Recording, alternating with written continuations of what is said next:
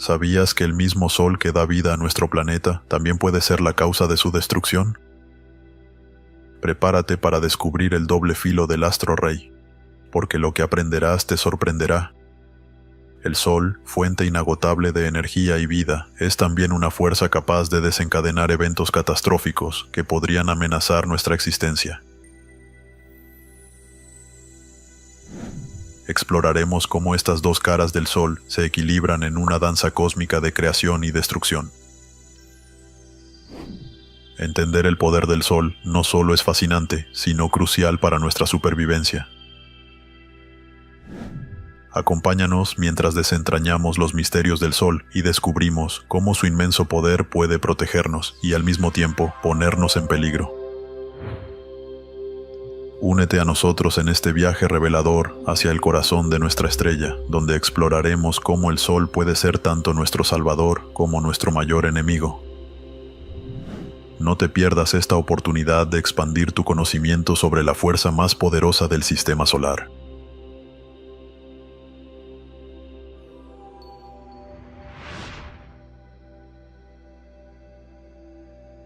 Es la estrella más cercana a la Tierra. En el otoño de 2003, liberó una cantidad de energía igual a 200.000 millones de bombas atómicas. Esto dio lugar a un maremoto de partículas cargadas de calor que iban a velocidades de más de 9,5 millones de kilómetros por hora. Fue una de las mayores tormentas solares de la historia y alcanzó la Tierra. Fue una de las mayores y más cálidas tormentas de la historia. La energía del Sol que asaltó la Tierra obligó a los astronautas en el espacio a resguardarse en las zonas más protegidas de las naves. Hubo apagones eléctricos, las comunicaciones se cortaron y los aviones tuvieron que ponerse a salvo. Fue un huracán de tormentas espaciales. A pesar de que no se produjeron grandes daños, estas tormentas nos recordaron que seguimos viviendo a merced del Sol, ya que controla todos los aspectos de nuestra vida, el clima, la comida y nuestros cuerpos. Vivimos dentro de la atmósfera del Sol. Nuestro planeta y los demás del sistema solar viven bajo la influencia del Sol, pero ¿estará cambiando esa influencia? Cada vez es mayor. Perderemos la protección que nos ofrece contra los rayos cósmicos más peligrosos. El confín dentro del que nos protege está encogiendo un poco. ¿Podrá nuestra civilización, que es tan dependiente de la tecnología, aguantar otra supertormenta solar? A veces los efectos son tan graves que pueden llegar a ser catastróficos. Pero ¿cuándo se producirá la próxima supertormenta?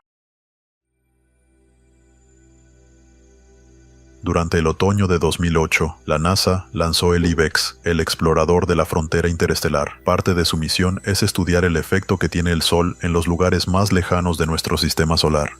Es un intento más por descubrir el impacto de las estrellas en nuestro sistema solar, en nuestro planeta y en nuestra vida. El Sol nos proporciona luz y calor. Si no fuera por él, no estaríamos vivos. A los humanos nos interesa lo que pasa a nuestro alrededor. Nos gusta entender nuestro barrio, y en el universo, el Sol es nuestra calle, nuestro barrio. Nos afectan sus estados de ánimo. Es el padre de todos los demás planetas, ya que estos se ven afectados por su estado de ánimo. Tenemos que saber cómo evolucionará y cómo sus constantes cambios nos afectarán en la Tierra. Si queremos entender el universo y las estrellas que forman dicho universo, es importante estudiar la que tenemos más cerca.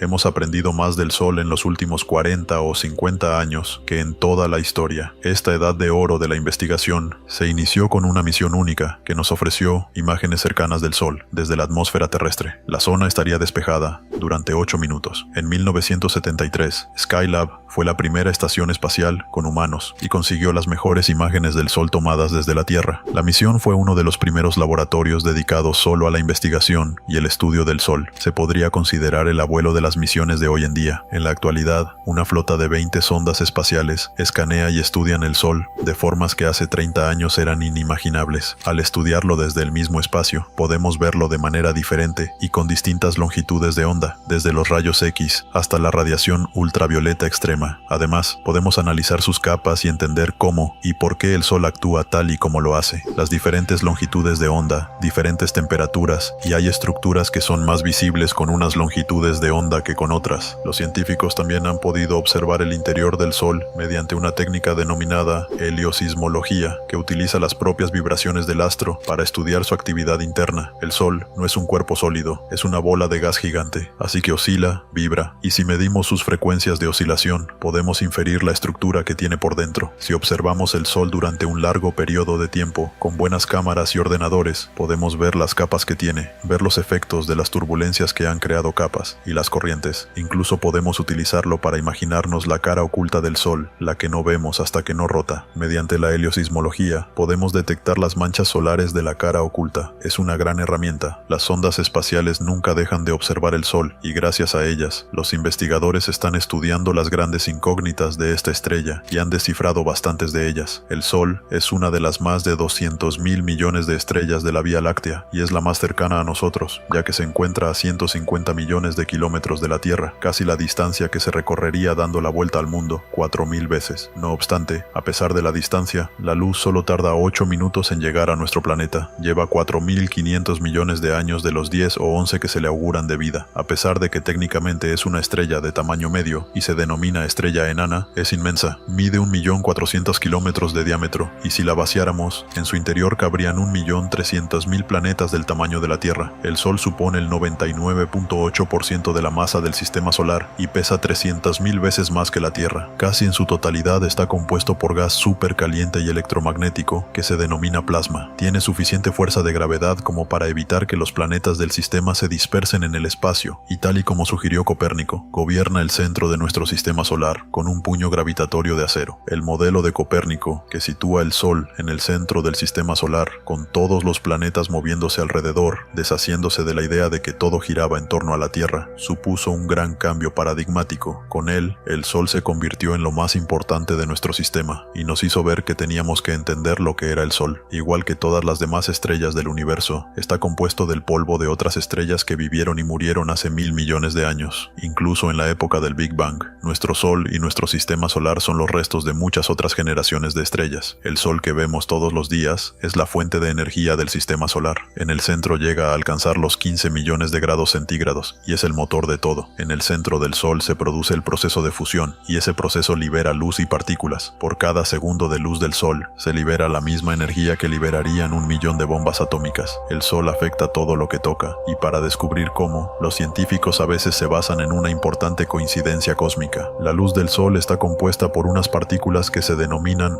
fotones. Nacen en el centro y se mueven gracias a corrientes de convección a través de las zonas radioactivas y convectivas del Sol. Así es como llegan a las capas externas y volátiles del astro. Las zonas exteriores del Sol están formadas por 3 regiones. La fotosfera, o superficie del Sol, no se trata de una superficie dura como la de la Tierra. El Sol es todo gas. La temperatura de la fotosfera es de unos 5.500 grados. Por encima de la fina capa de la fotosfera hay otra delgada capa denominada cromosfera, que está un poco más caliente que la fotosfera. Es extraño porque lo lógico es pensar que, cuanto más lejos esté de la fuente de energía del centro, la temperatura caerá, pero de la fotosfera a la cromosfera, la temperatura aumenta y asciende aún más al llegar a la tercera capa de la atmósfera, la corona. Después de la cromosfera hay una amplia zona denominada corona, que está a millones de grados. El Sol produce un flujo de energía constante denominado viento solar. Como nunca deja de soplar, reparte energía por todo el sistema solar, y su alcance es de unos 15 trillones de kilómetros, bastante más allá de Plutón. El espacio existente entre los planetas de todo el sistema solar no está vacío, está lleno de partículas y de rayos de luz. Mientras el viento solar se separa del Sol, la gravedad de este mantiene todo a la distancia a la que está. Fijémonos en los cometas. Todos ellos orbitan alrededor del Sol y pueden ser atraídos directamente a la línea de fuego. No hace mucho, los científicos fueron testigos de uno de los peores ataques solares. Una inyección de una zona de la corona arrancó la cola de un cometa. Cuando chocó contra el cometa, le arrancó la cola como si la hubiera cortado con un cuchillo. La cola se cayó y luego el cometa tardó un tiempo en generar más gas, plasma y polvo para formar una nueva cola. Esto nos demuestra cómo se mueve el viento solar en el sistema y cómo afecta a lo demás. Lo que despide el Sol ha hecho que su estudio sea casi tan difícil como entender su funcionamiento. Sin embargo, los científicos pueden observarlo de cerca gracias a una coincidencia cósmica: los eclipses de Sol totales. El eclipse de Sol total se produce cuando, desde nuestra perspectiva, la Luna se alinea con el Sol y cubre hasta la fotosfera. Es una visión espectacular. Los eclipses solares son preciosos. Todo se oscurece oscurece en tan solo unos segundos, debido a miles de factores juntos. Hay tanta oscuridad que, si miras al cielo, se ve una sombra negra que proviene de arriba y se dirige hacia ti a una velocidad de miles de kilómetros por hora. Es impresionante. Durante miles de años, la humanidad ha quedado maravillada por los misterios de los eclipses, pero para los científicos, ahora supone una gran oportunidad para observar la capa exterior del Sol. La enigmática corona es una de las zonas más calientes del astro y su energía irradia más allá de los confines del sistema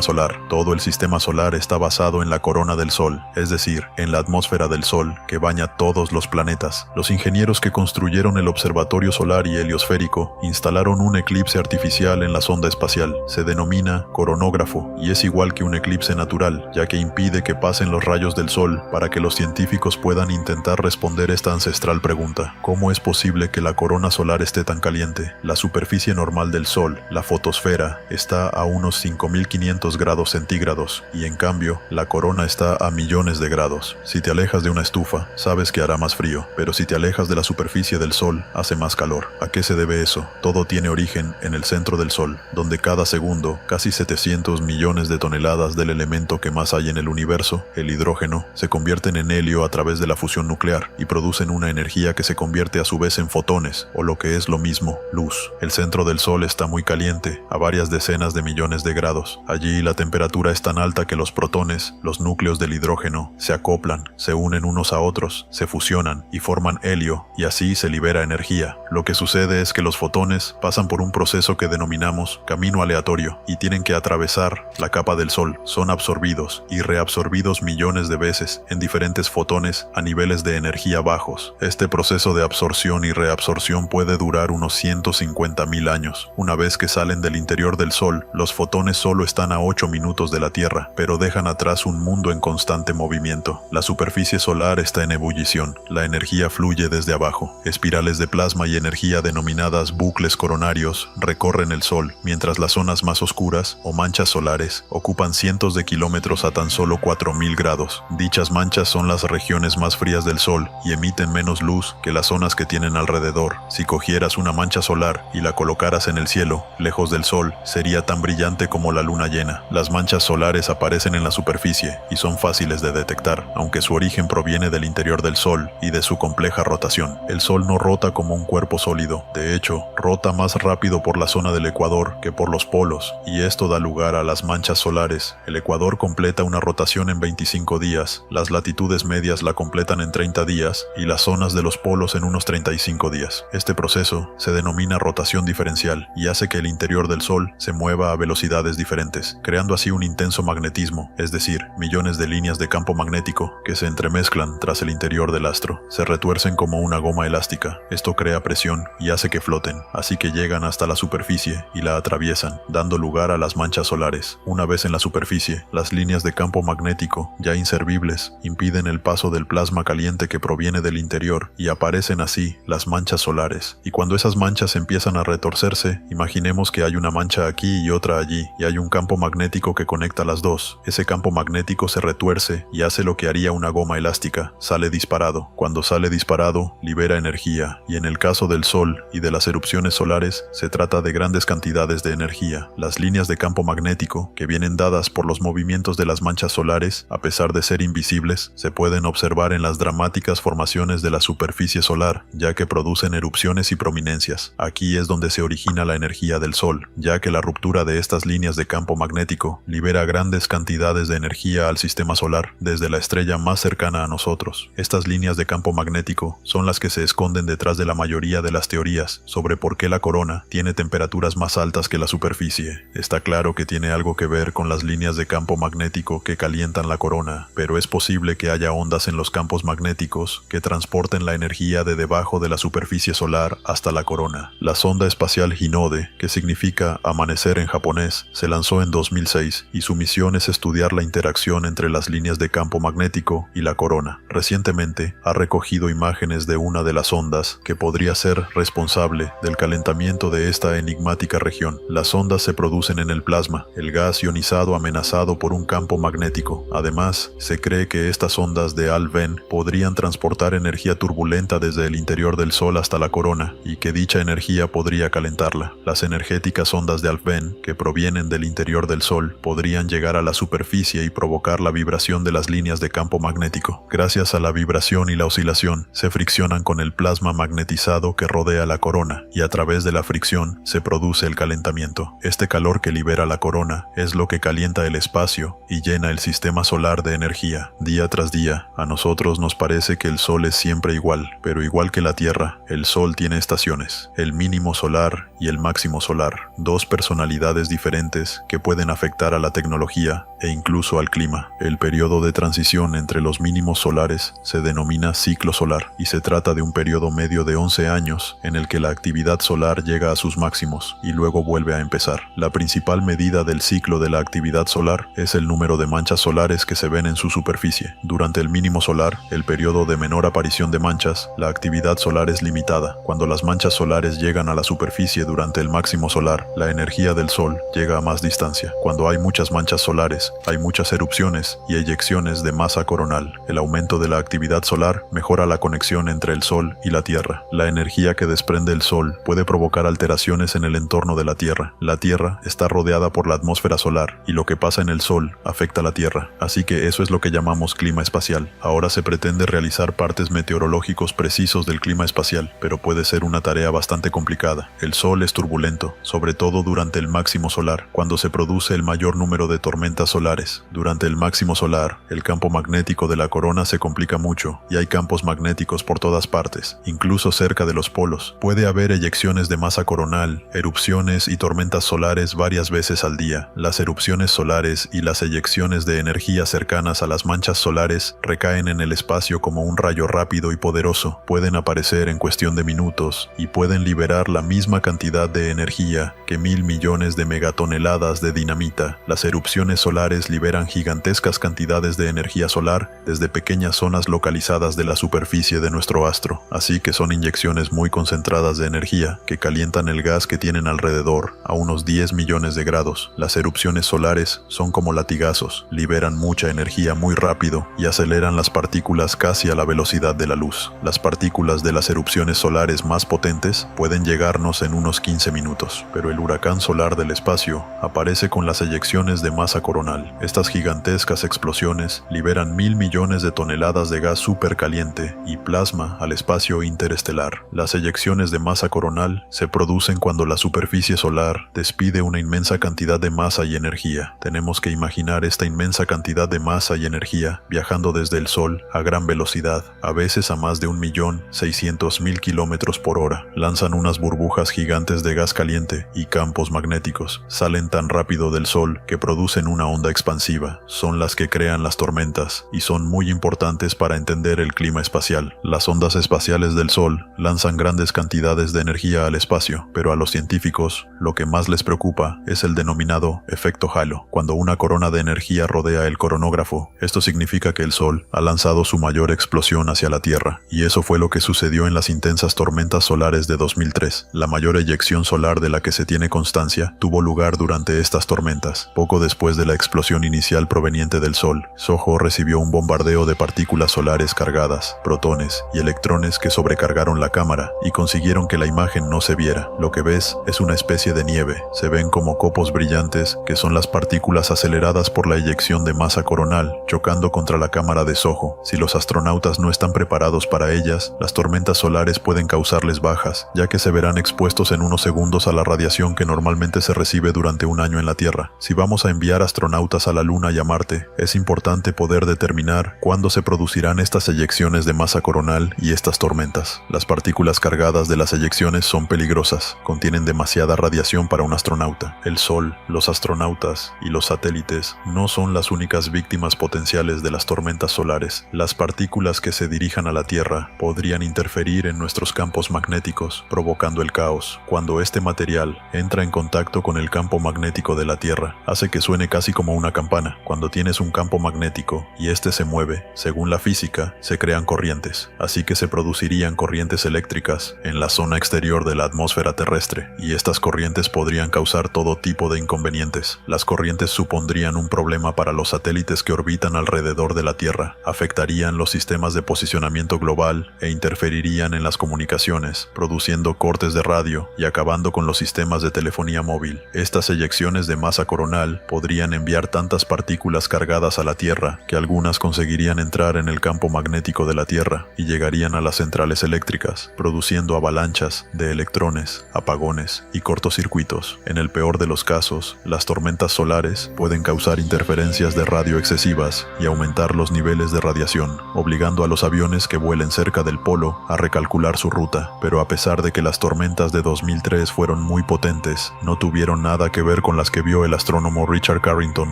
en 1859. Aquello fue una supererupción. La supererupción de 1859 fue increíble porque, antes de aquel momento, no sabíamos ni que las erupciones existían a simple vista. Para que pudiera verlo así, tuvo que ser una erupción inmensa. Hay constancia de que algunas líneas de telégrafos funcionaron sin electricidad. Es probable que no veamos otra tormenta solar como esa en nuestra vida, aunque es difícil asegurarlo. A veces, el sol nos ha sorprendido. Si hoy en día nos alcanzara una tormenta así, según un estudio reciente, 130 millones de personas se quedarían sin electricidad durante meses. La mayoría de las infraestructuras eléctricas y los sistemas de suministro eléctrico del mundo quedarían inutilizables. Los transformadores sufrirían subidas de tensión y gran parte de la población mundial quedaría sin electricidad durante meses. Esto costaría inmensas cantidades de dinero. Se ha estimado que unos 2 millones de dólares. No lo sabremos hasta que no pase, pero cuanto más nos avisan, más podemos hacer para reducir el impacto económico, que es una de las razones por las que estudiamos el sol. Estamos empezando a entender mejor cómo y cuándo pasan estas tormentas, aunque todavía no podemos predecirlas. No obstante, hay todo un campo que se denomina clima espacial, y gracias a esto podríamos entender, predecir y avisar a los astronautas cuándo vienen las tormentas para que se puedan resguardar y poner los satélites a salvo. Las empresas de electricidad ahora podrán actuar si saben que van a pasar estas cosas. Podrán intentar que las centrales no sean tan susceptibles a los daños. Los científicos, desde que se lanzó la misión Stereo, el Observatorio de Relaciones Solar Terrestres, están más cerca de poder predecir las tormentas. Este par de sondas les permite ver el sol en 3 dimensiones. Ahora, cuando una de estas eyecciones de masa coronal se dirige hacia nosotros, vemos todo desde los laterales. Así sabemos la velocidad a la que van, cómo evolucionan y su estructura. En 2011, las sondas Stereo llegarán al punto ideal, se quedarán en los 2 lados del sol y permitirán a la NASA tener unas vistas de 360 grados. Así podrán ver lo que viene de la cara opuesta del sol antes de que impacte en la Tierra. Por primera vez, podremos ver el sol por todas partes, y esto nos permitirá ver todo lo que pasa en el sol a la vez. Así podremos predecir este tipo de tormentas. El máximo solar es duro porque aumenta la temperatura del clima espacial. No obstante, durante el otro periodo del ciclo solar, la época de calma o mínimo solar también tiene sus propios peligros. Cuando se reduce el número de manchas solares, el clima de la Tierra es más frío. 2008 vio el nivel más bajo de manchas solares desde hacía un siglo. Hubo 266 días sin manchas solares. En 2008 alcanzamos el mínimo de manchas solares, pero ahora deberían estar aumentando, y no es así. Esto puede significar que este periodo de pocas manchas solares será más prolongado. Según los científicos, los anteriores periodos en los que se han alcanzado mínimos de manchas solares han hecho descender la temperatura de la Tierra. De vez en cuando, el ciclo de la actividad de las manchas solares parece desaparecer o atenuarse. Esto ya sucedió entre 1650 y 1700. Solo tenemos constancia de unas 50 manchas cuando normalmente en el mismo periodo de tiempo había decenas de miles. Así que en ese periodo disminuyeron muchísimo las manchas solares. Se denominó periodo Maunder, en el que el sol estaba muy tranquilo, y eso vino acompañado de temperaturas más bajas de lo normal en la Tierra. En Europa se produjo una mini edad de hielo durante esas décadas. Gracias a la atmósfera del sol que la envuelve, la Tierra está a salvo de los mortales rayos cósmicos, y a pesar de que el poder del sol nos protege, también puede dañarnos. La vida en la Tierra es posible tan cerca del sol gracias en parte a la capa de ozono, pero ¿qué pasaría si nos quedáramos sin ella? Si la Tierra perdiese gran parte de la capa de ozono, la radiación ultravioleta del sol penetraría a través de la atmósfera y llegaría a la superficie de la Tierra. Las enormes cantidades de rayos ultravioletas de los rayos del sol eliminarían rápidamente los elementos más básicos de la cadena alimenticia. Nos quedaríamos sin plantas y luego sin animales. Si nos llegasen grandes cantidades de luz ultravioleta, la vida en la Tierra desaparecería. ¿Y qué podría conseguir que la capa de ozono desapareciera? Algo de lo que supuestamente nos protege el sol: los brotes de rayos gamma. Los brotes de rayos gamma son intensos y rápidos destellos de la radiación más potente que se conoce. Los rayos gamma, los fenómenos más potentes del universo, liberan en segundos la misma cantidad de energía que emitirá el Sol en toda su vida. Ocurren cuando mueren estrellas gigantes o cuando colisionan. Se pueden originar gracias a cualquier proceso extremo, como puede ser el choque de una estrella gigante contra un agujero negro. Se producen en algún lugar del cielo, se da uno al día y vienen de muy, muy lejos. La mayoría están a miles de millones de años luz de distancia, pero solo a 8000 años luz, en la constelación de Sagitario, con un movimiento en espiral, aguarda una bomba potencial, WR-104. Son dos estrellas bailando una danza cósmica, completan su rotación una vez cada 8 meses, y una de ellas está a punto de convertirse en supernova y emitir un brote de rayos gamma. Una de estas dos estrellas podría dar lugar a un brote de rayos gamma en cualquier momento, y sus rayos podrían llegar a la Tierra. Si los rayos cargados de energía del brote de rayos gamma se dirigieran directamente a la Tierra, podrían suponer un grave peligro. La radiación del brote de rayos gamma sería muy intensa, aunque corta, porque duraría entre 10 y 20 segundos, pero desencadenaría una serie de fenómenos que acabarían con el 50% o más de la capa de ozono. Los científicos han especulado que un brote de rayos gamma fue el causante de la extinción de vida en la Tierra hace millones de años. En aquella época solo existía vida en el mar y, a pesar de que la vida marina se daba en las profundidades del océano y no se vio afectada directamente por la radiación ultravioleta, el plancton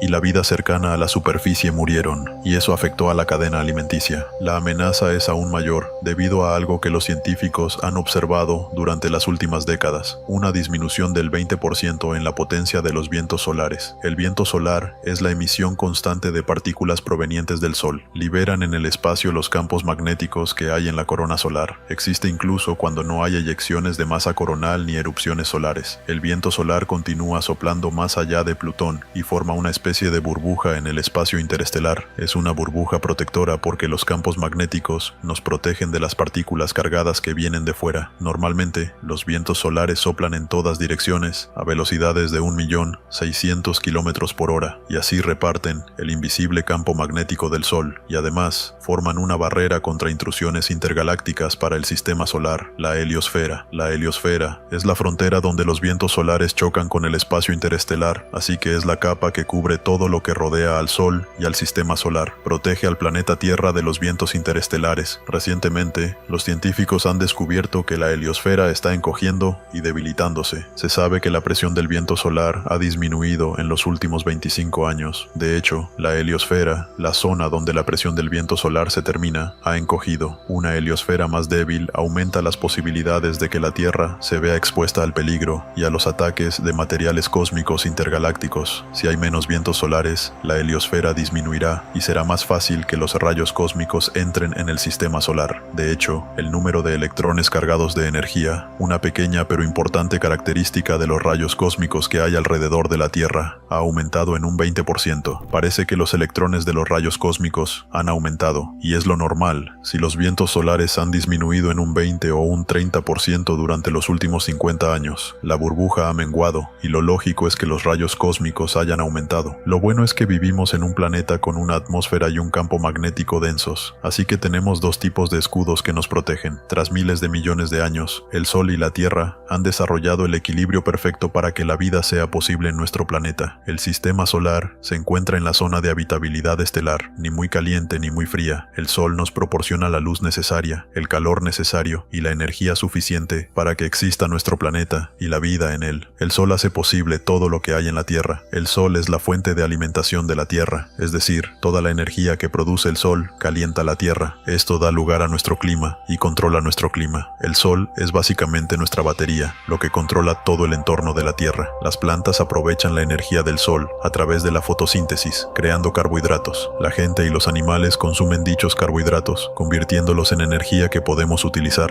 Incluso los combustibles fósiles, que son la base de nuestra vida, han sido creados por el Sol. Nuestro uso exacerbado de dichos combustibles parece estar deteriorando el equilibrio existente entre el Sol y la Tierra. Debido a que todos los materiales vivos reciben su energía del Sol, el Sol es la fuente de todos los combustibles fósiles, ya sean los árboles o cosas que han quedado entre las rocas y han ido transformándose a lo largo de millones de años en los hidrocarburos que nosotros conocemos. Hemos recolectado y luego hemos utilizado los combustibles fósiles que quemamos hoy en día, liberando la energía del Sol de hace millones de años, poniendo en peligro el equilibrio entre nuestro planeta y su estrella más cercana. Si quemamos todo, la atmósfera cambiará hasta llegar a ser irreconocible mucho antes de que llegue el punto en que nos quedemos sin combustible fósil. Ya hemos hemos visto el efecto del exceso de energía solar gracias al aumento de la temperatura global. La liberación de millones de toneladas de antigua energía solar almacenada en los combustibles fósiles ha amplificado el proceso natural necesario, produciendo el llamado efecto invernadero. Mucha gente cree que el efecto invernadero es malo, pero no lo es, porque mantiene la Tierra caliente. Sin él, los océanos se congelarían. Lo malo es que haya demasiado efecto invernadero. Si hay demasiado dióxido de carbono, vapor de agua y metano en la atmósfera de la Tierra, esos gases atrapan demasiada radiación solar y entonces aumentan la temperatura media del planeta, produciendo el calentamiento global. Eso podría causar el deshielo de los casquetes polares y el aumento del nivel del mar, lo que sería un desastre si sucediera demasiado rápido. Así,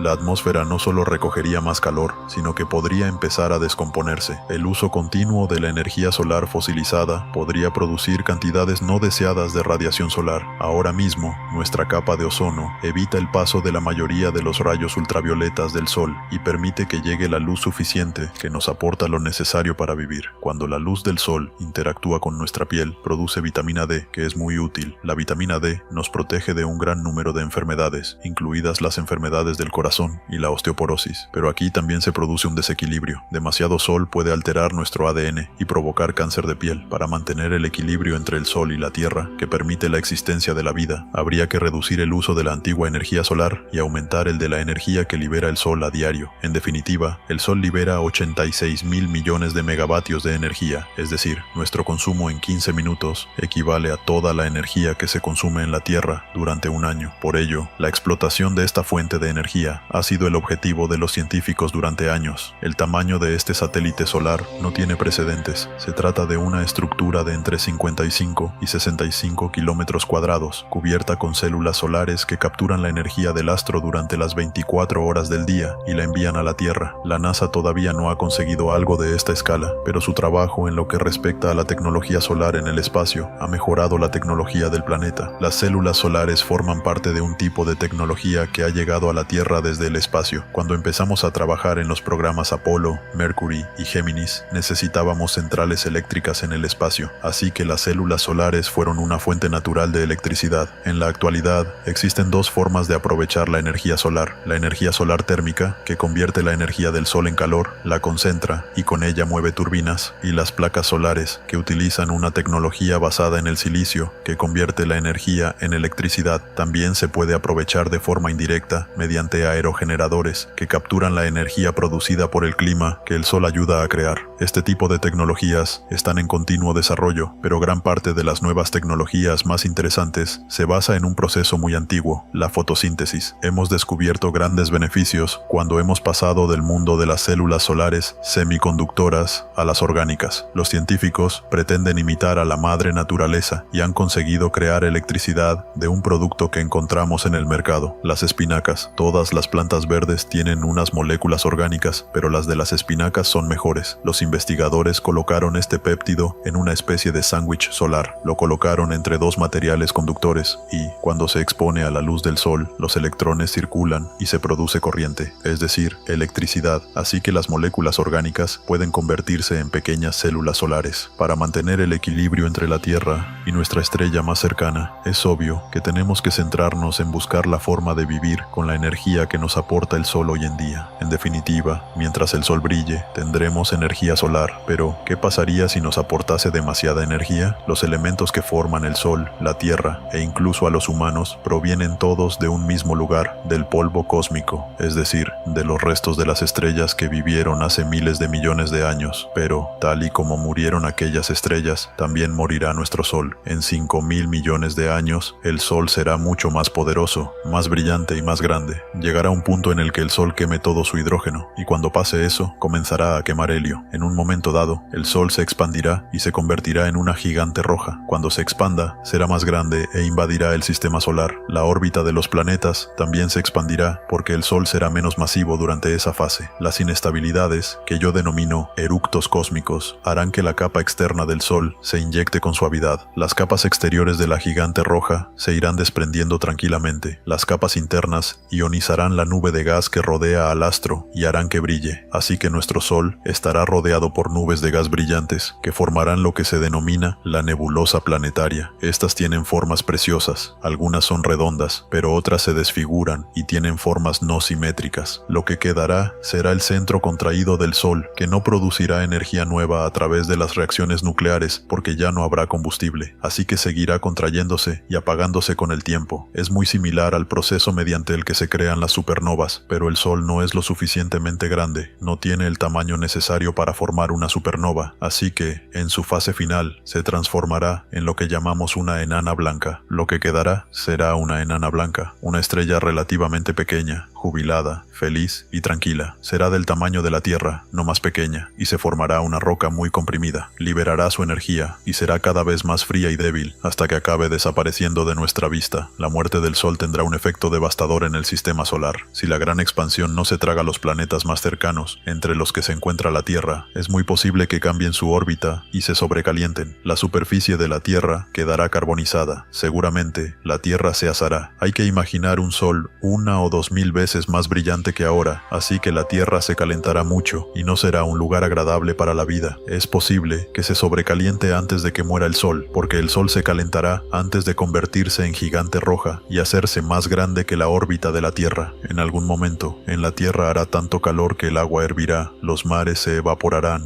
y la vida tal y como la conocemos dejará de existir. Si quedase cualquier cosa en la Tierra, el Sol se encogería hasta convertirse en una enana blanca, y entonces la Tierra se congelaría en vez de calentarse. No será un sitio apto para la vida. Esto sucederá en miles y miles de millones de años. Solo hace unos 50 años que tenemos cohetes y satélites en el espacio, y hablamos de miles de millones de años. Así que, como mínimo, habremos viajado por el sistema solar y habremos visto sitios donde la temperatura sea como la de la Tierra ahora, o incluso habremos llegado a sitios que estén más allá del sistema solar, con lo cual no me preocuparía por lo que le va a pasar al Sol en 5.000 millones de años. El Sol nos dio la vida y es posible que nos la quite. A pesar de que la Tierra morirá, de alguna forma lo que hay en ella podrá seguir viviendo. El polvo cósmico que dio la vida a la Tierra y a sus moradores, algún día podrá convertirse en el polvo de estrellas que origina una nueva generación de planetas, estrellas y vida. En el fondo, somos polvo de estrellas. Su superficie está en un estado de cambio constante, irradia violentas tormentas solares y corrientes de radiación que llegan a la Tierra a toda velocidad. Su superficie está repleta de manchas solares y su enorme campo magnético alcanza a todo el sistema solar. Estamos tan solo empezando a entender el impacto del Sol en la Tierra. Es cierto que causa estragos en nosotros, pero si la temperatura global aumentase, podría ser también nuestra salvación. La ciencia al desnudo, la fuerza solar, el Sol, una embravecida bola nuclear de gas sobrecalentado, de un tamaño tan grande que más de 1 millón de tierras cabrían en su interior, es además el causante de que la vida sea posible en la Tierra. Provoca el crecimiento de plantas y bosques, proporcionando una corriente continua de energía día tras día. Ha alimentado a nuestro planeta desde hace 4.500 millones de años. Para la humanidad, la energía del Sol parece constante. Desde la última gran glaciación, hace 10.000 años, las moderadas temperaturas de la Tierra han ayudado a que el hombre prosperara y construyera sociedades avanzadas tecnológicamente, pero puede que esto no dure para siempre. Ahora estamos empezando a comprender que la relación entre nuestro planeta y el Sol es compleja y turbulenta. Regularmente, las tormentas solares expresan su furia. Gigantescas nubes de plasma salen de la superficie del Sol y chocan contra la atmósfera exterior de la Tierra, a veces llegando a afectar a satélites y redes eléctricas. Cada minuto, el campo magnético del Sol y el de la Tierra libran una batalla. Estas olas emanan desde lo profundo del Sol, suben hasta la superficie y crean unas marcas oscuras llamadas manchas solares. La actividad de los campos magnéticos sufre altibajos durante ciclos de 11 años. En el máximo solar pueden verse más manchas solares y en el mínimo muy pocas. Pero, ¿qué significa eso para nosotros, que estamos a 150 millones de kilómetros? Los científicos están empezando a comprender que esos campos magnéticos pueden influir mucho más de lo que se pensaba y que pueden haber sido los responsables de los cambios que ha sufrido el clima. Según los datos históricos, los cambios en la actividad solar sí que tendrían un impacto perceptible en el clima global de la Tierra. Los lazos magnéticos se estiran y se deforman mientras el Sol gira, y donde rompen la superficie aparecen las manchas solares. Las manchas solares son inmensas, una Una mancha puede tener desde el tamaño del continente africano hasta 30 veces el tamaño de la Tierra. Se cree que, cuanto más grande es la mancha, más grande es la inestabilidad magnética que yace bajo ella, dando lugar a tormentas más fuertes y radiaciones invisibles más poderosas, como los rayos X y gamma. Y lo más extraño de todo es que no son del todo oscuras. Parecen oscuras por la claridad que las rodea, pero una mancha solar brilla 10 veces más que la luna llena. Un físico solar y experto en la predicción de las manchas solares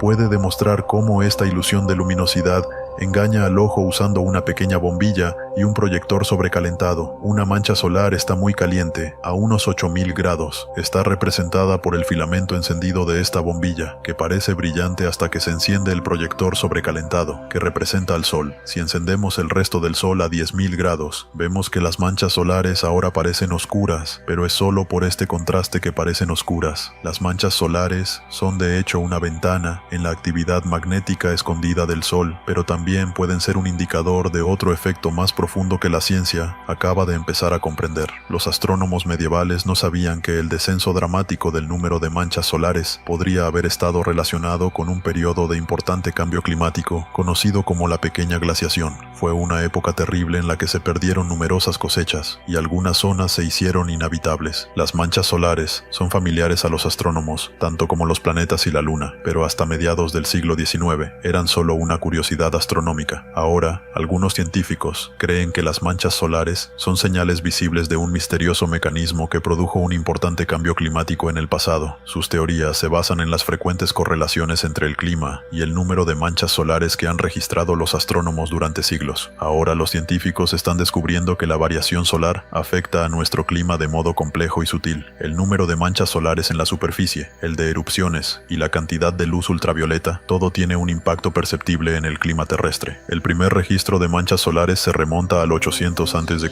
Galileo fue el primer astrónomo que estudió las manchas solares de forma científica, dibujando a las 1000 maravillas la posición de las manchas en su libreta. Las notas de los astrónomos muestran que entre 1645 y 1714 la cantidad de manchas era muy baja o casi inexistente. Al mismo tiempo, Europa y Norteamérica sufrían un periodo de frío conocido como la Pequeña Glaciación, que duró unos 500 años. Durante esa pequeña glaciación hubo un periodo más corto de frío extremo que duró más de 70 años. Aquel periodo se conoce con el nombre de mínimo de Maunder. Durante la pequeña glaciación se podía caminar desde Manhattan hasta Staten Island por encima del hielo, y en Londres el Támesis se heló durante meses enteros. Los londinenses hasta montaron exposiciones sobre el río. El hecho de que parte de aquel periodo de frío extremo coincidiera con el bajo número de manchas solares ha intrigado a los científicos desde entonces. Judith es una importante experta en cómo la radiación solar influye en nuestro clima. Existen multitud de pruebas anecdóticas que conectan la variabilidad del Sol con el cambio climático a través de indicadores indirectos de la claridad del Sol y de la temperatura de su superficie. Es un tema polémico porque, para entenderlo correctamente, se necesitarían datos a largo plazo de los cambios en la claridad del Sol y en el clima terrestre. Los científicos necesitaban más información, pero eso no era fácil. Los datos de Galileo fueron los primeros que nos proporcionaron una idea clara de la actividad que estaba teniendo lugar, pero ahora los científicos poseen datos de las manchas solares de hace miles de años. Entendieron que la clave no era fijarse en las manchas, sino en el fenómeno astronómico que a primera vista parecían no guardar ninguna relación con ellas: los rayos cósmicos. Los científicos pensaban que los rayos cósmicos se originaban en el universo como enormes estrellas que explotaban partículas cargadas que salían volando a una velocidad cercana a la de la luz. El espacio está repleto de rayos cósmicos. Estos rayos están continuamente bombardeando la Tierra, y desde aquí podemos medir la intensidad de esos bombardeos a lo largo del tiempo. Cuando los rayos cósmicos chocan con las moléculas de la atmósfera, producen isótopos como el carbono 14 en los anillos de los árboles o el berilio 10 en el hielo. Miles de años después, los científicos pueden sacar a la luz los datos escondidos de los bombardeos, midiendo los niveles de estos isótopos. Podemos usar el carbono 14 para rastrear el ciclo de actividad actividad solar de miles de años atrás. Es algo impresionante. El campo magnético del Sol en el espacio afecta a los niveles de carbono 14 y de berilio 10. El campo magnético del Sol es inmenso. Normalmente se prolonga hasta 13.000 millones de kilómetros en el espacio, pero cuando el Sol está más activo magnéticamente, puede llegar a 16.000 millones de kilómetros. Como los rayos cósmicos son partículas cargadas, los campos magnéticos las desvían. Cuanto más activo magnéticamente está el Sol, más rayos cósmicos desvía, dejando menos indicadores en árboles y bloques de hielo en la Tierra. El magnetismo se ha utilizado durante mucho tiempo para desviar partículas cargadas. Es lo que hacen los tubos de rayos catódicos en los televisores para crear la imagen. En Oxfordshire, Inglaterra, en el laboratorio Rutherford Appleton de física avanzada, el profesor británico Mike Lockwood demostrará cómo los campos magnéticos desvían los rayos cósmicos. Un simple rayo de electrones creado en un laboratorio se comporta de la misma manera que los rayos cósmicos al dar con el campo magnético del Sol. Esta caja de cristal contiene un rayo verde de electrones similar a los rayos cósmicos. Imitará el campo magnético del Sol con dos espirales de metal. Cuando la corriente eléctrica pasa a través del rollo, se genera un campo magnético. Si subo la corriente, el campo magnético de la bombilla aumenta y el rayo empieza a desviarse. Cuanto más aumente la corriente, el campo magnético será mayor y por lo tanto también la desviación. Como en el experimento, cuando aparece el máximo solar cada 11 años, el Sol desvía más rayos cósmicos lejos de la Tierra. Por lo tanto, el número de manchas solares parece estar directamente relacionado con la cantidad de rayos cósmicos desviados. Todo esto está relacionado con lo que aconteció durante el mínimo de Maunder. El carbono 14 de los árboles revelaba que el flujo de rayos cósmicos aumentó durante aquel periodo, lo que sugiere que el campo magnético del Sol era menos activo y las manchas casi desaparecieron de su superficie. Durante el mínimo de Maunder hubo menos manchas y un flujo mayor de rayos cósmicos. Podemos encontrar más ejemplos como estos incluso en periodos más recientes, donde la actividad solar ha sido muy alta y como resultado, los rayos cósmicos menores. Cada 100.000 años más o menos, la Tierra sufre una glaciación importante debido al cambio de la forma de su órbita alrededor del Sol. Nuestra órbita no es un círculo perfecto y fluctúa con el tiempo, acercando o alejando a la Tierra del Sol. Cuando la forma es más elíptica, hay un 23% de diferencia en la radiación solar entre los dos extremos de la órbita. En este momento es de un 7%, lo que nos ha proporcionado un clima templado desde la última glaciación. Pero, ¿qué ocurre con la influencia del Sol aparte de esos cambios periódicos en la órbita y la inclinación? ¿El resplandor solar puede llegar a afectar a nuestros patrones meteorológicos? La respuesta es que depende de la duración de esos cambios. Las manchas solares varían a lo largo de los 11 años de ciclo, pero eso no es tiempo suficiente para que las pequeñas diferencias en la producción de energía provoquen algún cambio nuestro rápidamente. Los océanos absorben una gran cantidad de energía y costaría décadas o incluso siglos que se reflejaran los cambios. No hay duda de que, si la producción solar descendiera lo suficiente durante ese tiempo, la Tierra se enfriaría en respuesta. El ciclo de 11 años causa poco impacto, pero no es el fin del ciclo de las manchas solares. En los datos se encuentran otras tendencias. El mínimo de Maunder pudo haber sido el resultado de un ciclo más largo, y ese ciclo pudo ser lo suficientemente largo como para marcar una diferencia, pero ¿exactamente cuánta diferencia? El problema es que, aunque se puede rastrear la actividad del Sol, es muy difícil analizar cómo el clima de la Tierra ha cambiado en relación con ella. La única manera de saber si el Sol tiene periódicamente ciclos mayores y si podría afectar al clima global sería consiguiendo datos climáticos exactos de hace miles de años. Eso es lo que creen que han descubierto dos científicos estadounidenses en las cuevas de Nuevo México, el paleoclimatólogo Yemania Esmerón y su colega Víctor Poliach de la Universidad de Nuevo México han hallado un ingenioso modo para calcular de forma exacta el clima del pasado usando las estalagmitas de las cuevas antiguas. Al fijarse en la información climática de hace 10.000 años basada en las estalagmitas, la coincidencia es sorprendente y también bastante sólida. Las profundas cuevas de Nuevo México, en el suroeste de Estados Unidos, han preservado un registro perfecto de los cambios en el clima. Gracias a él, estos científicos han establecido un registro climático del suroeste estadounidense de un periodo de más de 3.000 años durante el último Holoceno. Este cubre el periodo más reciente de la historia climática de la Tierra, desde que acabó la última glaciación. Uno de los atributos más importantes de las estalagmitas es que se pueden obtener edades absolutas de manera precisa y que contienen laminados anuales como los anillos de los árboles, así como pruebas del cambio climático a una escala magnífica. Pero, para conseguir esos datos, las muestras necesitan una cuidadosa preparación. Las estalagmitas pasan por un proceso de 3 fases. La estalagmita lleva creciendo desde hace 3.000 años y manifiesta unas líneas anuales. En primer lugar, se extrae una muestra de polvo con un taladro, Con este polvo se puede establecer la época exacta de esta capa en concreto. Después, se mezcla la muestra con sustancias químicas y así se separa en uranio e isótopos de torio. Por último, se introducen los elementos en un espectrómetro de masas. Este proceso mide la cantidad de uranio que se ha descompuesto a lo largo del tiempo y los isótopos de torio que se han producido. Con estos datos, los científicos pueden calcular exactamente la edad de la muestra. Además, gracias a su composición química y mineral, pueden calcular lo seco que era el clima en ese año concreto.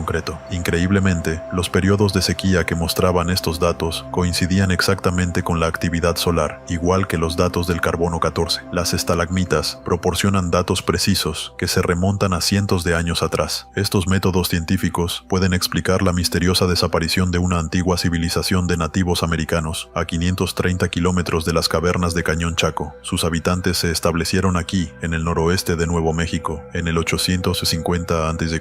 El complejo Chaco está considerado como uno de los centros regionales de los americanos ancestrales y, en aquella época, fue un centro de actividad muy complejo, comparable con otras comunidades del mundo. Entonces, 400 años más tarde, los expertos creen que el clima se secó drásticamente. Los nativos americanos tuvieron que abandonar el cañón para siempre. Desgraciadamente, a pesar de su sofisticación, no tenían la capacidad adaptativa necesaria para sobrevivir a tal cambio climático. Las estalagmitas registraron estos cambios con una precisión increíble y revelaron que alrededor del año 1250 sí que se produjo una importante sequía. Pero, ¿fue el sol el que forzó ese cambio climático? ¿Produjo simplemente más calor de lo normal durante aquel periodo seco? La relación estadística entre el clima y el número de manchas solares no nos dice cómo la actividad del sol puede cambiar el clima. ¿Qué pruebas hay de que cuando el sol está más activo magnéticamente produce más calor que sentimos en la Tierra? Para resolver este misterio, los científicos han intentado averiguar cómo el sol genera su aparentemente infinita corriente de luz y calor. La energía del sol la generan inmensas presiones en el núcleo. Sorprendentemente, la energía que sentimos diariamente no se generó 8 minutos y medio antes, que es el tiempo que tarda la luz en llegar a la Tierra, sino que se produjo en el núcleo del sol hace 1/4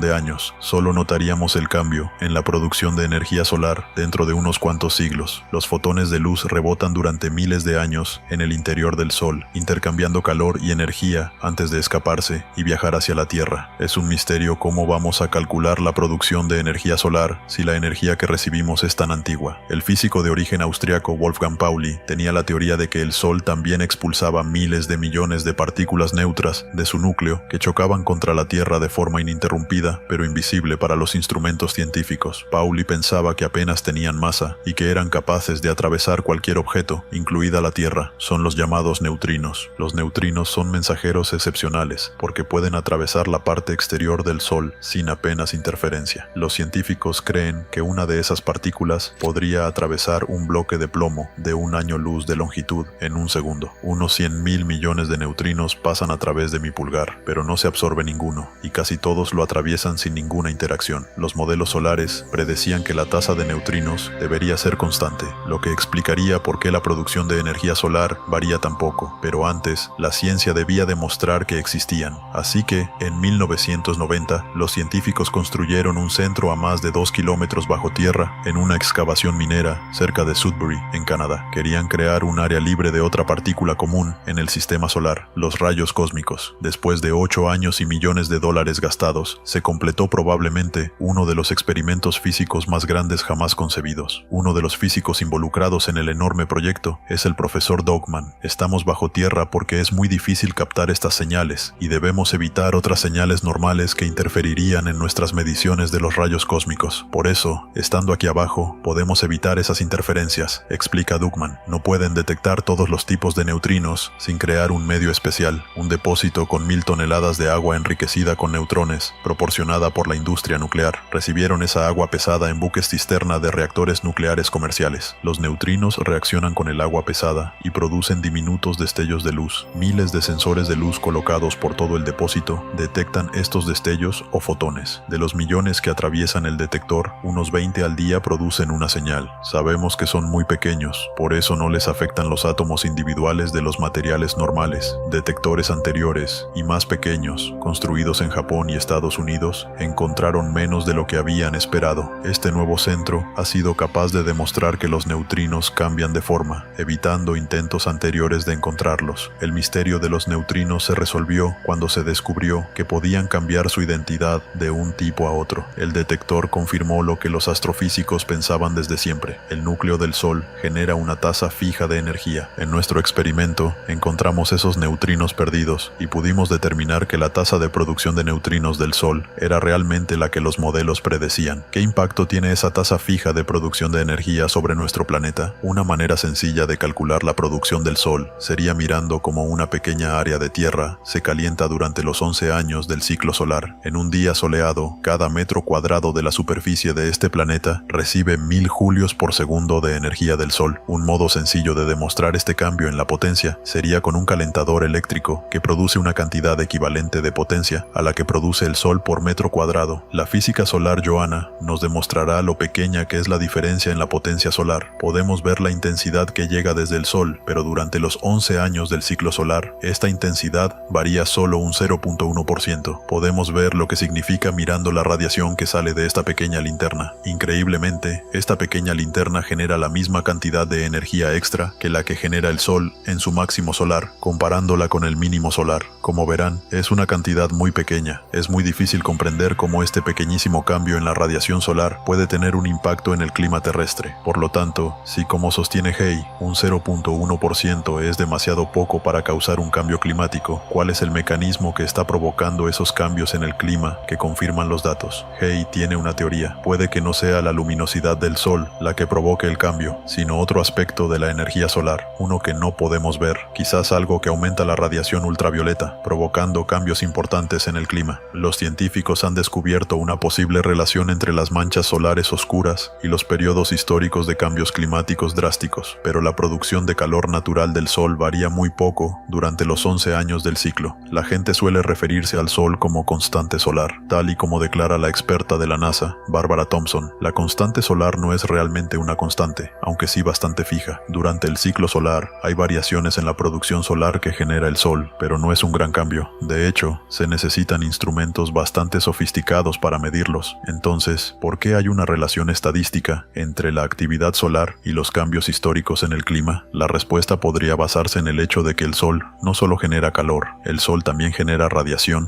con longitudes de onda en la parte invisible del espectro, como la radiación ultravioleta, tan conocida por los que toman el Sol. En realidad, nosotros no vemos los rayos ultravioletas, las microondas o los rayos X, pero el Sol los genera junto con el calor y la luz visible. Los científicos descubrieron que las emisiones de estas olas invisibles también variaban durante los 11 años del ciclo solar. Los rayos ultravioletas pueden aumentar hasta un 100% entre el mínimo y el máximo solar cuando el magnetismo solar es más fuerte. Es significativo que las últimas observaciones del satélite muestren que el Sol emite más rayos ultravioletas cuando hay más manchas solares.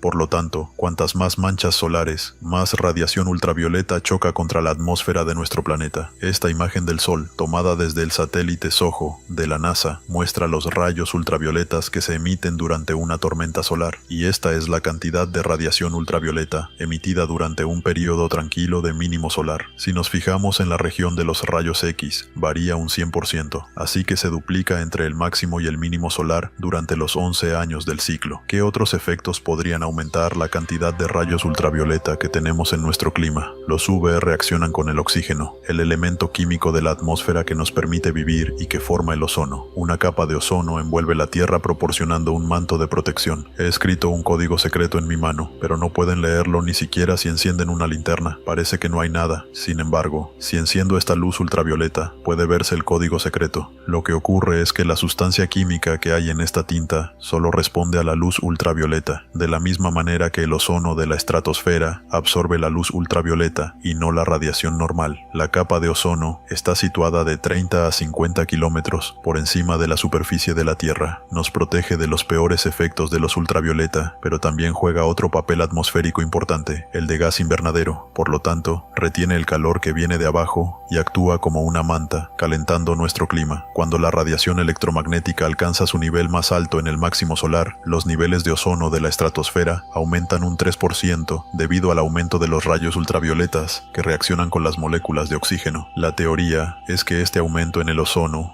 junto con los rayos UV extra, crea una capa cálida que encierra el aire en la atmósfera más baja. Así que, si cambiamos las propiedades de la estratosfera, si cambiamos su temperatura o su altura, afectaría a las circulaciones de la atmósfera por debajo. El movimiento de aire caliente de los trópicos mueve las tormentas hacia el norte de los océanos Atlántico y Pacífico, lo que explicaría por qué la pequeña glaciación ocurrió en esas áreas. De momento, los científicos no pueden demostrar que los UV tengan la influencia suficiente como para ser los causantes de algunos de los cambios más drásticos de nuestro clima. No hay duda de que la variación en la actividad solar afecta a nuestro clima. El problema ahora es comprender lo grandes que son estas variaciones. Por lo tanto, la ultravioleta es una posible causa del cambio climático localizado. Sin embargo, un solitario científico británico opina que hay algo más en el Sol que está afectando a nuestro planeta. El físico atmosférico Neil Arnold cree que el mismo viento solar podría alterar el clima. El viento solar lo crea una corriente de partículas cargadas, electrones y protones de alta energía que el Sol expulsa continuamente, sobre todo durante los periodos de alta actividad magnética. Arnold cree que el viento solar choca con la atmósfera superior de la Tierra, llamada termosfera, que a su vez remueve el clima de abajo provocando más calor. El viento solar interactúa con la atmósfera superior de la Tierra con mucha libertad, provocando grandes cambios. Esta idea se opone totalmente a la creencia convencional sobre el viento solar. La mayoría de los científicos no creen posible que sea capaz de provocar un cambio importante en el clima. Para entender la teoría, debemos entender cómo nuestro clima mantiene el equilibrio por la rotación de la Tierra y la gravedad. Esto crea un efecto llamado fuerza de Coriolis. La atmósfera de nuestro planeta mantiene un equilibrio excelente. Sin la fuerza de Coriolis, el aire caliente del Ecuador iría corriendo hacia los polos más fríos, desestabilizando nuestro clima. En cambio, la circulación atmosférica viaja de este a oeste por el globo, manteniendo en equilibrio la rotación de la Tierra. La fuerza de Coriolis puede demostrarse viendo cómo reacciona una pelota al hacerla rodar en línea recta en un tío vivo. Esto revela que la pelota rueda con una trayectoria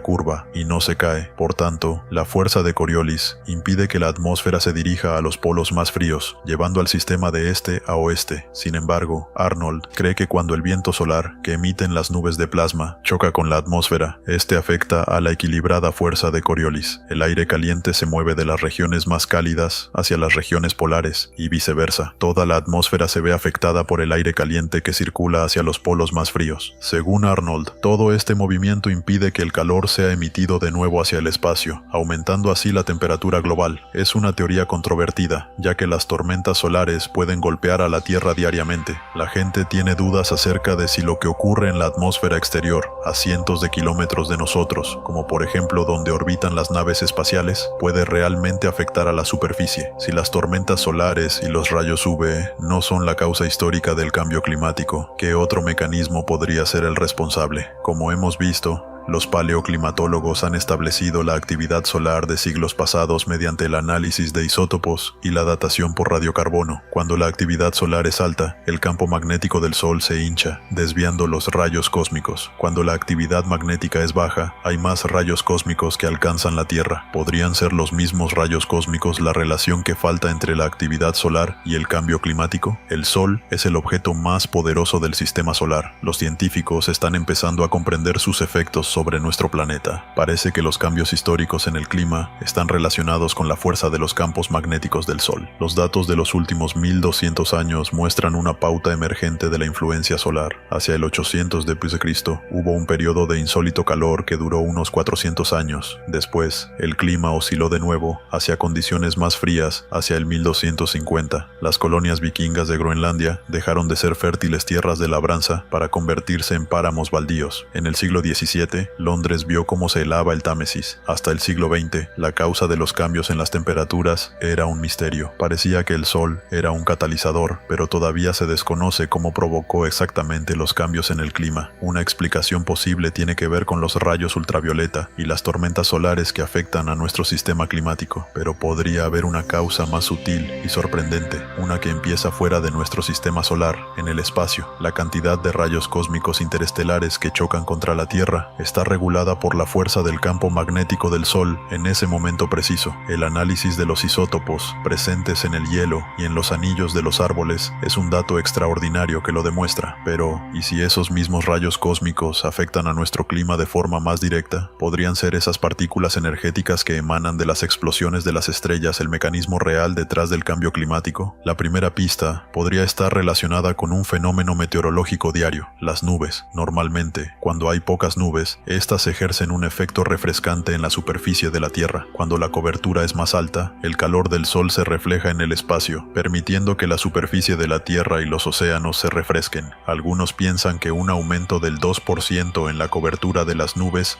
reduciría de nuevo las temperaturas a las de tiempos preindustriales. La relación entre la cobertura de las nubes y el cambio climático intriga al físico danés Henrik Svensmark. Según él, la relación entre la actividad solar y las nubes podría ser muy importante para el clima. Las nubes se forman cuando el aire que sube de la superficie calentada de la Tierra se enfría. Entonces, algunas moléculas de vapor de agua se amontonan tan rápidamente que no pueden separarse por su propia energía. Después, el vapor de agua se condensa y forma gotas de nube. Para demostrar cómo se forman las nubes, se puede utilizar un dispositivo tan simple como una botella con un poco de agua dentro. Primero, el agua satura el aire que hay en la botella. Ahora, las condiciones son ideales para formar una nube. Lo único que se necesita es añadir algunas partículas diminutas para que las moléculas de agua se amontonen alrededor. Para esto, se puede utilizar el humo. Al presionar la botella y soltarla, se observa cómo se vuelve más blanca, lo que ocurre porque hay una supersaturación y las partículas pequeñas actúan como núcleos de condensación. El experimento demuestra que la introducción de partículas en la atmósfera fomenta la creación de nubes. La creación de nubes ocurre de forma natural en nuestra atmósfera, pero ¿y si se completara desde fuera de la atmósfera? Svensmark cree que la antigua teoría de que los rayos cósmicos puedan ayudar a crear nubes explicaría los periodos climáticos como el mínimo de Maunder, una época en la que el volumen de rayos cósmicos que chocaban contra la Tierra fue muy alto, así que habría más nubes en la Tierra, lo que provocaría un enfriamiento de las temperaturas. Para que la teoría de los rayos cósmicos fuera creíble, el equipo debía buscar primero una relación estadística entre la cobertura de las nubes y la variación en el flujo de rayos cósmicos. Analizaron los datos de los satélites meteorológicos desde 1979 hasta 1992, un periodo lo suficientemente largo como para que el Sol hubiera completado los 11 años de su ciclo de actividad. Svensmark asegura haber descubierto que la Tierra tenía un 3% más de nubes en el mínimo solar, una declaración que algunos científicos cuestionan.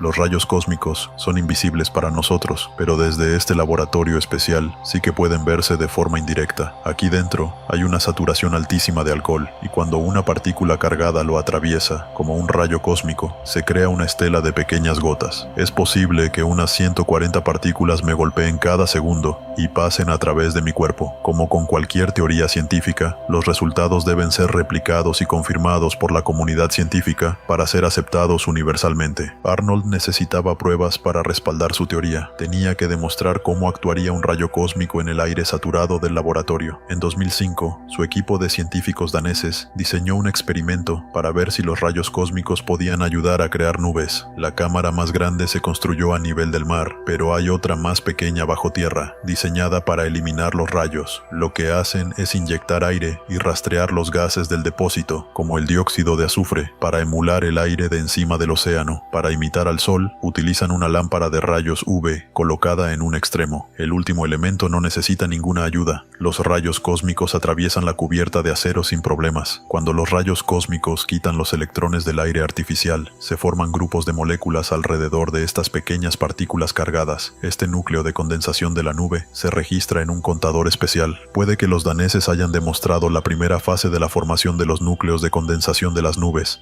pero necesitan demostrar que las partículas pueden crecer más antes de formar las gotas de agua, y eso requiere más investigación en condiciones más controladas. Esa investigación está planeada para 2010 y tendrá lugar en el CERN en Suiza, donde se encuentra bajo tierra el acelerador de partículas más grande del mundo. fondo. Se lanzará en el aire saturado una corriente de partículas aceleradas que simularán los rayos cósmicos. Solo entonces descubriremos si las pequeñas partículas de los daneses pueden aumentar de tamaño cuando empiezan a formarse las nubes. Será un experimento muy interesante porque no sabemos casi nada de este tema y podría confirmar la teoría de que pueden crecer lo suficiente para ayudar a la formación de las nubes. Los científicos están empezando a descubrir la extensión de la influencia del Sol sobre nuestros modelos climatológicos. Hace 30 años, muy pocos pensaban que la variación solar pudiera influir en nuestro clima, pero un pequeño grupo de científicos creyó que sí lo hacía. Si los ciclos solares afectan realmente a nuestro clima, la actividad del Sol será crucial para la Tierra durante el próximo siglo. Estamos empezando a comprender que hay una relación sutil entre el viento solar y ciertos aspectos de nuestra atmósfera. Los gases de efecto invernadero producidos por el hombre están calentando el planeta, pero también serán importantes en un futuro los cambios en la actividad magnética del Sol. Si se detuviera el calentamiento global, podría ser más lento de lo esperado, evitando la hambruna y las inundaciones en algunas partes del mundo. A pesar de esta posibilidad, muchos piensan que las emisiones de carbono deben reducirse. Debemos seguir reduciéndolas porque, cuando el Sol acabe su periodo de baja actividad, estaremos en el mismo sitio que empezamos. Sabemos que tenemos el poder para cambiar el clima de nuestro planeta, pero debemos usarlo de forma responsable. Aunque nuestro poder no es el único que interviene, hace millones de años que el Sol sufre variaciones, y los cambios en su energía afectarán al clima de la Tierra, porque su energía es la fuerza impulsora de nuestro clima. El Sol ha influido siempre en el clima de la Tierra. Según nuestras mediciones, es posible que cuando está menos activo magnéticamente, más frío se vuelve nuestro planeta. No comprendemos perfectamente cómo ocurre, si son los rayos ultravioletas, el viento solar o los rayos cósmicos, pero de lo que sí estamos seguros es de que nuestro bienestar y el bienestar del planeta Tierra dependen del Sol de un modo que solo ahora empezamos a comprender. El universo también tiene sus propios ciclos y finales. Terminará expandiéndose hasta enfriarse o se contraerá sobre sí mismo hasta convertirse en una bola de fuego. Los científicos imaginan lo inimaginable y concluyen algunas ideas acerca de cómo terminará. Este es el fin del universo. El fin del universo es una batalla que está en progreso en los confines más lejanos del cosmos. Nadie puede verlo, pero los científicos están seguros de que está sucediendo y de que el resultado será desolador. El universo llegará a su fin. No pasará por miles de millones de años, pero no hay escape. Calcular cuándo terminará es el reto de los astrofísicos alrededor del mundo. Están dirigiendo equipos de avanzada hacia los cielos para develar el misterio de nuestro destino. Las posibilidades son aterradoras. Una opción es que la gravedad arrastre al universo de regreso sobre sí, parecido a lo que pasa al soltar un globo inflado. El universo vuelve a su tamaño original. Es el gran aplastamiento. Sería el fin del universo en una inmensa bola de fuego, mientras toda la materia colapsa sobre sí misma. Sería muy dramático. Luego está el gran enfriamiento. El universo se expande hasta que los hornos nucleares que alimentan a todas las estrellas se queman. El universo se enfría y muere. Esta posibilidad es algo triste. El universo continúa expandiéndose para siempre y simplemente se vuelve cada vez más frío y solitario a medida que la expansión aleja a nuestros vecinos más cercanos, terminando siendo una única comunidad aislada de estrellas y galaxias. Por otra parte, podría haber un final mucho más espectacular en donde todo es despedazado hasta el último átomo, algo así como un globo que se infla con demasiado aire y revienta. Es mucho más dramático que el gran enfriamiento y tan fatídico como el Big Crunch. El universo continúa expandiéndose, pero a un ritmo cada vez más acelerado, tanto que la trama del tiempo y del espacio no logra mantener unido al universo. Sea cual sea la forma, la conclusión será dramática. Para comprender cómo podría terminar, los científicos se enfocan en cómo comenzó. El misterio empieza a resolverse en el observatorio del Monte Wilson, con vista a Pasadena, California. En 1929, al ver a través del que solía ser el telescopio más grande del mundo, Edwin Hubble hizo un descubrimiento extraño. El universo se expande. El hallazgo nos brindó una imagen totalmente nueva del universo, que era un ambiente dinámico y en evolución, y cambió con el tiempo. Eso es distinto de la imagen que la gente tenía de la cosmología previamente. Antes de Hubble, los científicos decían que el universo era estático y constante. El descubrimiento de Hubble de que el universo se expande implicaba que tenía un punto de partida, un principio. Eso impulsó la idea de que, si corriéramos la película hacia atrás en el tiempo, encontraríamos el punto en que inició. De allí surgió la idea del Big Bang. El Big Bang Bang es la fracción de segundo en que el universo y todo lo que contiene surgió con un estallido desde un punto más pequeño que un átomo. Una idea errónea común acerca del Big Bang es que podemos identificar un lugar en el espacio en que ocurrió, pero de hecho es más apropiado pensar en el Big Bang como una creación simultánea en todas partes del universo que luego continúa expandiéndose. Hasta ahora, si el universo ha estado expandiéndose desde el Big Bang, los científicos deben tomar en cuenta que dejará de expandirse en algún momento. La pregunta es, ¿cómo? La respuesta más obvia tiene que ver con la gravedad. Lo que sube tiene que bajar. Las estrellas y galaxias y todo lo demás podrían revertir su dirección. El universo podría colapsar en lo que algunos científicos llaman el Big Crunch. Un modelo de cohete ofrece pistas acerca de cómo funcionaría el Big Crunch. El cohete es como el universo, expandiéndose en el espacio tras el golpe inicial, lo que permite al cohete vencer la atracción de la gravedad. El estallido del motor pone el cohete en movimiento desde su torre de lanzamiento, acelera en el aire y se libera de la atracción de la gravedad momentáneamente. Parece como si estuviera ascendiendo y nunca fuera a detenerse, pero la gravedad de la Tierra no permitirá que continúe para siempre. Eventualmente, cuando se acabe el combustible, el cohete sube un poco más, se detiene y luego es atraído nuevamente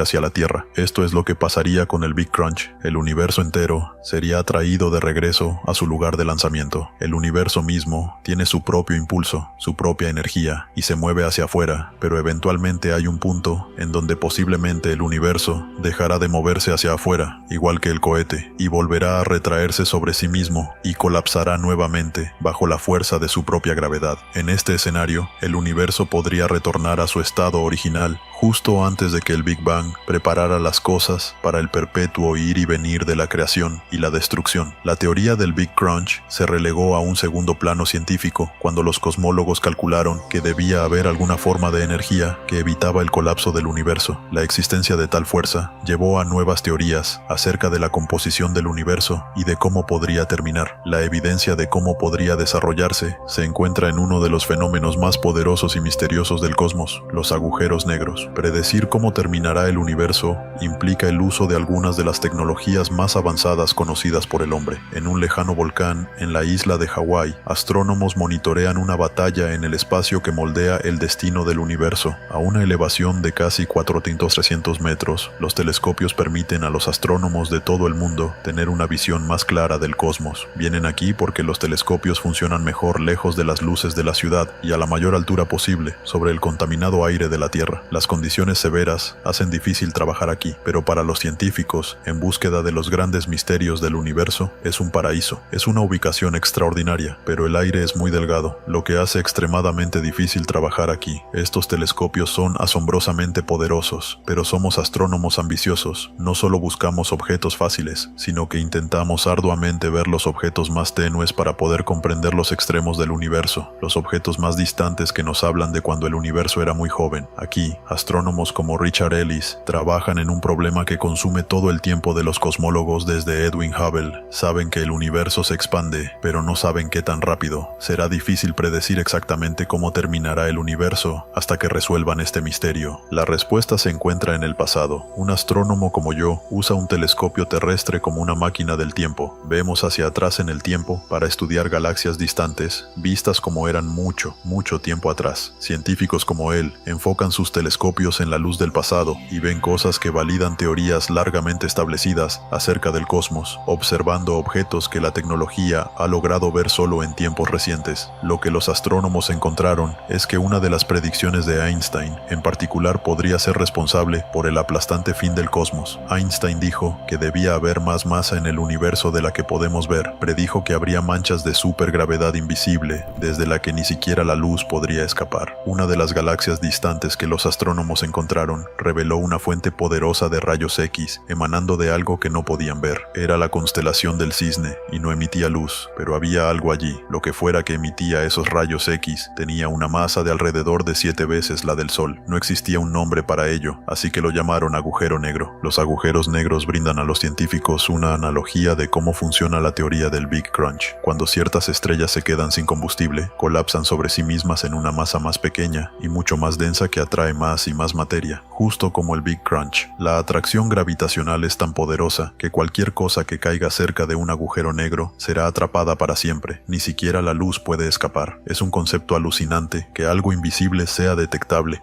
y ofrezca una visión de nuestro destino final. Esta lona negra representa el espacio. El espacio es relativamente plano, pero cuando pones este enorme objeto en el espacio, lo deforma. Este es un centavo, y mira cómo viene en una órbita circular realmente bella. Básicamente, el agujero negro lo atrapó en una órbita alrededor de sí mismo, y esa órbita se vuelve muy circular a medida que se acerca más, y ahora el centavo eventualmente desaparecerá, entrando al agujero negro. Una cosa que puedes decir es, ¿qué pasaría si nuestro universo eventualmente colapsara sobre sí mismo? ¿Qué pasaría si eventualmente toda la materia del universo fuera suficiente para causar el colapso en un gran agujero negro? Entonces, al final tendrías una gran singularidad. Así que ese es uno de los posibles futuros del universo. Podríamos terminar en una singularidad. Venimos de una y podríamos terminar en una, y esa es una forma de verlo en una vasta escala macroscópica. Los agujeros negros, de cierta forma, la física que los rige es similar a la que inició el universo, así que podría ser, aunque los agujeros negros existen en regiones aisladas a lo largo del cosmos, la atracción gravitacional de un agujero negro es la versión a escala de la fuerza que podría causar el colapso del universo. Esa fuerza es la materia oscura, y la materia oscura es lo que los científicos suelen llamar pegamento cósmico. Hagamos un poco de cosmología. La materia oscura atrae otros objetos mediante su atracción gravitacional, que es una fuerza positiva. La energía oscura, por otro lado, realmente no entendemos qué es, pero es un efecto de repulsión negativo que aleja a las galaxias unas de otras. El remolino en la demostración de Richard Ellis representa la fuerza gravitacional de la materia oscura. El colorante verde que sale de la jeringa muestra cómo la sustancia del universo colapsa bajo la fuerza de la materia oscura. La presencia de materia oscura actúa como un foco para el gas del universo, uniendo estructuras. Así es como se desarrolló la Vía Láctea, mientras el universo se expandía. Cosas pequeñas fundiéndose en cosas grandes. La fuerza positiva y constructiva de la gravedad. Ahora, si esta fuera la única fuerza en el universo y dejara de expandirse en algún momento en el futuro, eventualmente la gravedad detendría la expansión y retraería todo nuevamente en el Big Crunch. La materia oscura es responsable de la formación de galaxias en un lapso de tiempo finito. Si tuviéramos que depender de la gravedad de la materia atómica para producir galaxias, no estaríamos en ningún lugar. No existiríamos hoy capaces de hacer estas preguntas, porque no hay suficiente tiempo para que la gravedad condensara la materia atómica que sabemos existe en el cosmos. Así que la materia oscura debe existir para ayudar a este proceso y acelerarlo. Sin embargo, el universo continúa expandiéndose y no da ninguna señal de colapsar. Esto sugiere que la fuerza opuesta de la energía oscura podría ser más fuerte que la materia oscura, pero se necesitará el trabajo detectivesco de los científicos para averiguarlo. Buscan pistas en una de las fuerzas más violentas del universo. Estudiamos las estrellas que explotan para intentar comprender si pueden darnos la velocidad a la cual se expande el universo. Estas son explosiones al final del ciclo de vida de las estrellas, no muy diferentes a nuestro Sol. El combustible que estas estrellas tienen en su centro se acaba, la estrella colapsa, la parte externa se expande y la estrella se convierte en lo que llamamos enana blanca. Las estrellas enanas blancas a veces tienen otras estrellas orbitando cerca, una estrella compañera. Una explosión masiva podría ocurrir si restos de la estrella compañera caen sobre la enana blanca, ocasionando un espectáculo formidable de fuegos artificiales en el cosmos. Los científicos consideran que las estrellas que estallan, o supernovas, como las de estas imágenes captadas por el telescopio, son indicios confiables de lo rápido que se expande el universo. Sus breves y brillantes explosiones permiten a los científicos rastrear la expansión del universo y les brindan una manera de medir su velocidad. Esencialmente, son estrellas enanas blancas que se convierten en bombas nucleares, estallan con cierta brillantez y durante un cierto lapso de tiempo. Esa brillantez toma cierto tiempo en disiparse. Esencialmente son como velas ordinarias. Cualquiera de ellas se verá igual, no importando su ubicación en el universo. Los astrónomos miden la distancia y velocidad de las estrellas que explotan midiendo la cantidad de luz roja que emiten. Cuanto más rápido se aleja la estrella de nosotros, más roja parecerá su luz. Cuando estudiamos el espectro de una supernova, obtenemos indicadores de su composición química. Comprendemos las velocidades a medida que la cáscara de la supernova se expande después de la explosión inicial. Hay mucha física que podemos estudiar acerca de eventos individuales. La velocidad de expansión de las galaxias que contienen estrellas como supernovas puede entonces usarse para interpretar cómo el resto del universo se mueve hacia afuera. Sabemos esto porque podemos comparar las velocidades de las galaxias galaxias con sus distancias. Estas son las pistas que llevan a los astrónomos a contestar qué tan pronto revertirá su dirección el universo y replegará en el Big Crunch, o esta información podría llevar a una conclusión totalmente distinta. El Dr. Ellis mira las pistas en el observatorio, mientras que el telescopio está en la cima de un enorme volcán. Él está en un cuarto de observación en otra parte de la isla. Hoy en línea de emisión, lo ves en el rojo, en el lado rojo creo. Al mismo tiempo está en el Instituto Tecnológico de California en Pasadena, evaluando la luz de una galaxia distante que el telescopio de Hawái mira para ver si algunos de los compuestos conocidos de la galaxia están en el espectro rojo y alejándose más. Podemos interpretar eso como una velocidad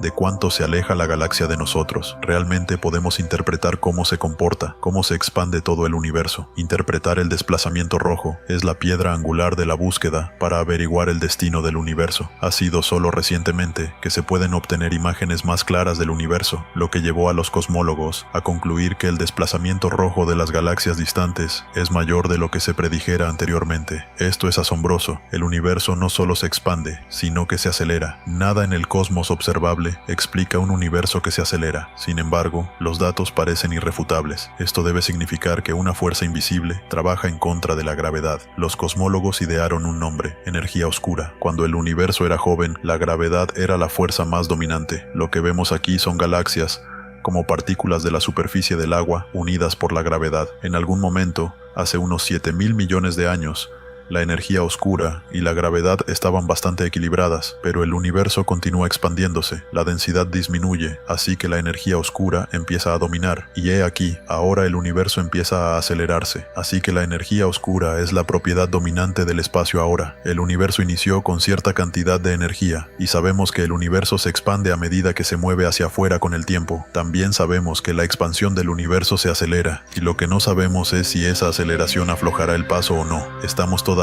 intentando comprender eso, así que, para comprender lo que pasará con el destino del universo, debemos saber cuánta energía existe, cuánta materia existe. La historia del universo realmente es una batalla entre la materia oscura y la energía oscura. Ambas fuerzas son opuestas, así que tanto la historia del universo como su destino final son en realidad la competencia entre ambas fuerzas. La teoría del Big Crunch fue el resultado de la interpretación de los científicos de que la materia oscura es la fuerza dominante, pero los astrónomos ahora sospechan que la energía oscura podría ser mucho más fuerte. De ser así, el fin podría ser dramático y violento. Destroza sistemas solares, destroza estrellas y eventualmente se vuelve tan fuerte que destroza la materia misma, rompe vínculos, separa átomos y reduce todo a partículas fundamentales. Y eso es el fin del universo. La batalla entre la materia oscura, la fuerza que mantiene unido al universo, y la energía oscura, la fuerza que busca separarlo, lleva al universo por el camino de la destrucción. Si la materia oscura gana, el universo podría colapsar. Si la energía oscura gobierna, el cosmos podría hacerse añicos. La expansión se hace tan fuerte que destroza todo el universo. Será un extraño giro del destino. La energía oscura, la fuerza que impulsó a la materia a formar un universo magnífico, continúa empujándolo hacia afuera y llevándolo a su muerte. Para averiguar si la energía oscura realmente gana la batalla, los científicos primero deben saber qué tan rápido se expande realmente el universo. La característica más extraordinaria del universo es que se expande. Todas las galaxias se alejan entre sí. Podemos ilustrarlo con este globo. Mientras lo expandimos, vemos que cada punto dibujado en este globo, como en el cielo nocturno, se aleja de todos los demás puntos. Pero hay algo más que sabemos del universo, algo más que sabemos de la expansión. Es que la expansión se acelera, el universo se acelera, el tamaño del universo crece cada vez más rápidamente y no sabemos exactamente qué tan rápido se acelera, pero sí se acelera suficientemente rápido. Algo verdaderamente dramático podría suceder. El universo podría acabar destrozándose en un gran desgarrón. Esto es perfecto, es fantástico que prepararas esto, es como una versión gigante de la demostración que hago en clase. El Dr. Robert intenta un experimento terrestre para mostrar cómo la energía oscura afecta la aceleración del universo. Usa una pistola de bolas de pintura montada en un camión. Sí, básicamente podríamos ajustar el ángulo de cualquier forma que quieras. ¿Qué opinas de eso? Creo que un poco más hacia el piso. Hace rodar el camión cuesta abajo. La gravedad de la Tierra tira del camión colina abajo, similar similar a la forma en que la energía oscura impulsa el universo hacia afuera, causando su expansión. La gravedad tira del camión cada vez más rápido. La pistola dispara pintura contra el piso a intervalos regulares de un segundo. Mide la distancia entre las manchas de pintura para calcular qué tan rápido se acelerará el camión. Usará los datos de este experimento para ver cómo la fuerza de la gravedad se compara con la fuerza de la energía oscura en el cosmos. Empezamos a pensar en el gran desgarrón, cuando se descubrió que la expansión del universo se aceleraba. El grado de aceleración es desconocido, y averiguar qué tan rápido crece la expansión es el sujeto de gran esfuerzo por parte de los astrónomos actuales. ¿Cómo fue la evolución pasada del universo en detalle? Y si concluimos en base a ella, ¿cómo será la evolución futura del universo? No sabemos exactamente qué tan rápido se acelera. Hay evidencia de que la aceleración está sobre cierto umbral, y después de ese umbral hay un efecto galopante que podría darse y podría desgarrar el universo. ¿Qué tal se ve? Fantástico. Creo que tenemos algunos buenos datos. Excelente. ¿Por qué no medimos esto? Genial. Toma ese extremo. 1 metro con 74 centímetros. El punto del experimento de la pintura es encontrar paralelos entre el camión impulsado por la fuerza invisible de la gravedad y el universo en aceleración. Me alegra haber traído la cinta de medir larga, porque el intervalo crece rápidamente. En unas cuantas mediciones más, la distancia entre las manchas de pintura se incrementa casi 7 veces. Si el camión estuviera en el espacio, a esta velocidad, viajaría a más de 160 km por hora en un minuto y a más de 1600 km por hora en 10 minutos. Ahora, la pregunta para Robert es si ese mismo tipo de expansión y aceleración ocurren a escala cósmica. Aquí están los datos que tomamos con Eric, la distancia acumulada que viajó el carro como una función del tiempo, y es bellísima. Es una hermosa forma de parábola. Es exactamente lo que se espera de un cuerpo que se acelera. Y aquí tengo otro cálculo en progreso, donde estoy computando la aceleración del universo. Los cálculos muestran que las fuerzas en la Tierra son similares a las fuerzas en el espacio. Esta demostración nos da una idea de la velocidad de la expansión que parece ocurrir en el cosmos. A simple vista, puede ser difícil apreciar que también encajan, pero puedo decir que la tasa de las estadísticas muestra que un universo en aceleración encaja muy bien con estos datos. Sí, al igual que el camión, el universo en efecto se acelera, entonces dentro de miles de millones de años, el universo podría destrozarse. Todas las estrellas y galaxias distantes podrían ser alejadas unas de otras, serían alejadas de nosotros, pero además no tendríamos tiempo de sentir el frío y la soledad. Será, de hecho, muy emocionante y dramático y violento. Las estrellas estallarán, los planetas estallarán y hasta los átomos se separarán antes de que el universo termine. No pasaría al menos en 50.000 millones de años, pero aún así sería un destino interesante para el universo. ¿Cómo se verían los átomos al estallar en pedazos? Cosas como las tazas de café son sólidas. Los átomos se unen para crear algo que sostendrá un capuchino sin botar una sola gota. Ver de cerca la taza es como viajar a través del cosmos, pasando las moléculas y hasta los átomos. La taza sólida no es sino una tela de partículas atómicas que se unieron para convertirse en materia. Si estas partículas se separan, los vínculos que mantienen unida a la taza dejarían de funcionar. Los átomos ya no soportarían a las moléculas. Las conexiones entre las partículas minúsculas se disuelven. La materia regresada por esa taza deja de existir, se desintegra, se evapora. Este es el final dramático que prevé para el universo. Lo que verías si estuvieras parado en la Tierra o en algún otro planeta que aún existiera en ese momento sería algo que parece un muro de oscuridad acercándose a ti, y a medida que ese muro de oscuridad se acerca, las estrellas se apagarían, las galaxias se apagarían y eventualmente la oscuridad rodearía el planeta, y en poco tiempo los átomos mismos se harían añicos y sería todo simplemente el muro de oscuridad se reduce a un culto, y ese es el fin del universo. De acuerdo a Robert, ese momento aún está a miles de millones de años en el futuro, lo que le deja muchísimo tiempo para su investigación. En cierta forma, es como una historia de detectives. Intentamos averiguar qué es el culpable o quién es el culpable responsable por la aceleración cósmica. Creemos que conocemos su nombre, lo llamamos energía oscura, pero no sabemos cómo opera, no sabemos exactamente cómo funciona, y lo que necesitamos es más información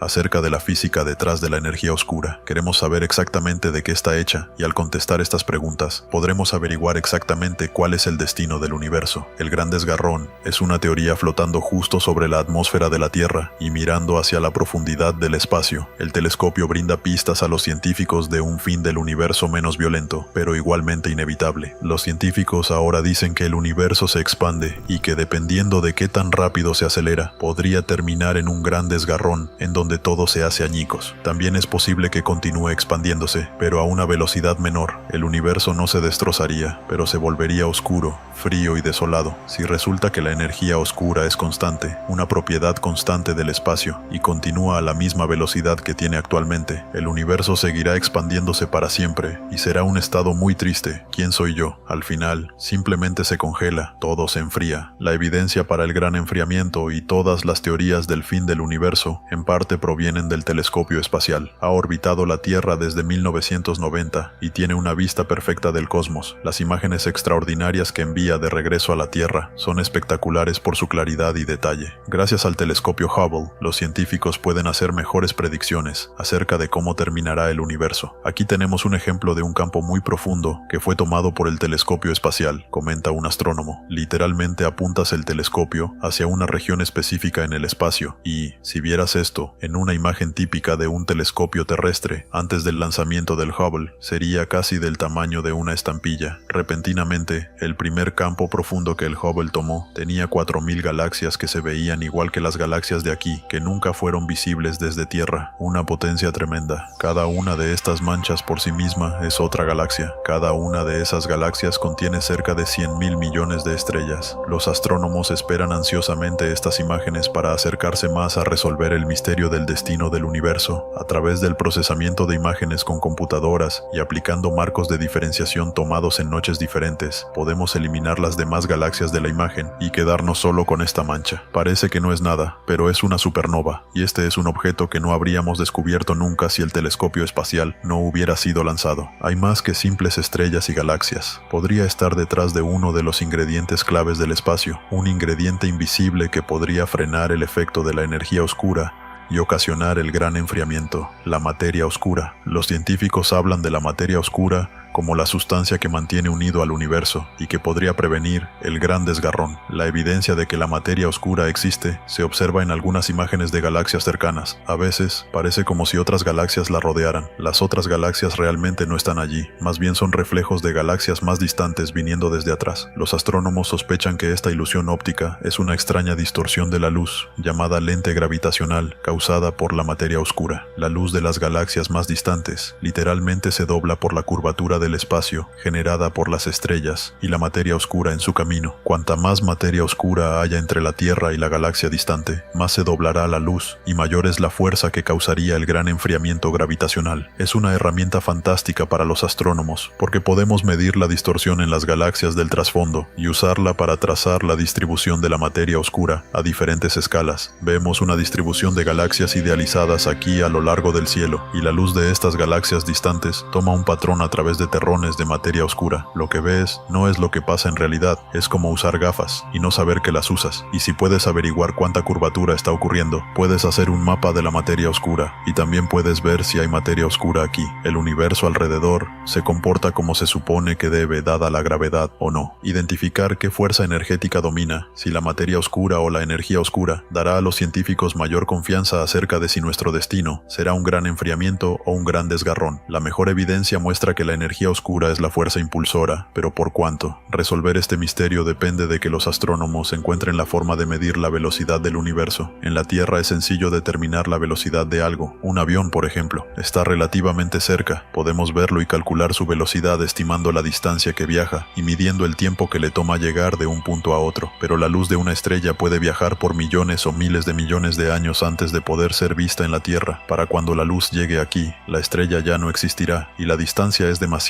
como para medir su velocidad o la distancia viajada con seguridad. El universo se expande, solo que los científicos no pueden dar una respuesta precisa acerca de su velocidad. El misterio está más cerca de resolverse al lograr captar imágenes más precisas del cosmos. Ni siquiera podías ver las galaxias en esta imagen antes del lanzamiento del telescopio espacial. El incremento de nuestras capacidades por la tecnología reciente ha sido asombroso. Nos permite hacer cosas, trazar la evolución del universo de una manera que nunca habríamos podido imaginar. Las imágenes más claras del espacio vuelven más fácil estimar la velocidad de expansión. Si el universo continúa expandiéndose con el tiempo, entonces finalmente todas las fuentes de energía, los hornos nucleares y estrellas, se acabarían y morirían, y el universo de hecho se enfriaría mucho y habría algo llamado el gran enfriamiento. En el escenario del gran enfriamiento, la Tierra podría convertirse en un planeta frío y solitario. A medida que el universo se expande, las distancias entre las estrellas se hacen tan enormes que prácticamente desaparecen desaparecen de la vista, con el tiempo se queman y eventualmente todo el universo termina congelado. Estas son las ideas que surgieron del trabajo de Einstein, solo que ninguno de ellos vivió lo suficiente como para ver estos resultados. Imagina lo que Edwin Hubble y Albert Einstein pensarían si estuvieran vivos hoy en día, viendo cómo progresa el tema. Pensarían la expansión del universo como una solución natural de sus ecuaciones, pero estarían intrigados porque el universo no parece estar cambiando, desesperados por medir si la expansión del universo se hace más lenta. De hecho, sabes, ambos se equivocaron, se acelera. Cuando Einstein desarrolló la teoría general, no sabíamos que había otras galaxias fuera de nuestra propia Vía Láctea, y no sabíamos que el universo se expandía. El mismo Einstein, a pesar de que sus ecuaciones gritaban que el universo debía estar evolucionando, no tenía suficiente confianza en el resultado como para decir, el universo debe estarse expandiendo o el universo debe estarse contrayendo. Aún así, su trabajo condujo a avances científicos que la materia oscura y la energía oscura, las fuerzas que podrían ocasionar el gran enfriamiento. Esta esfera demuestra los principios que apoyan el gran enfriamiento. Las canicas que salen de esta esfera son como estrellas que se formaron después del Big Bang.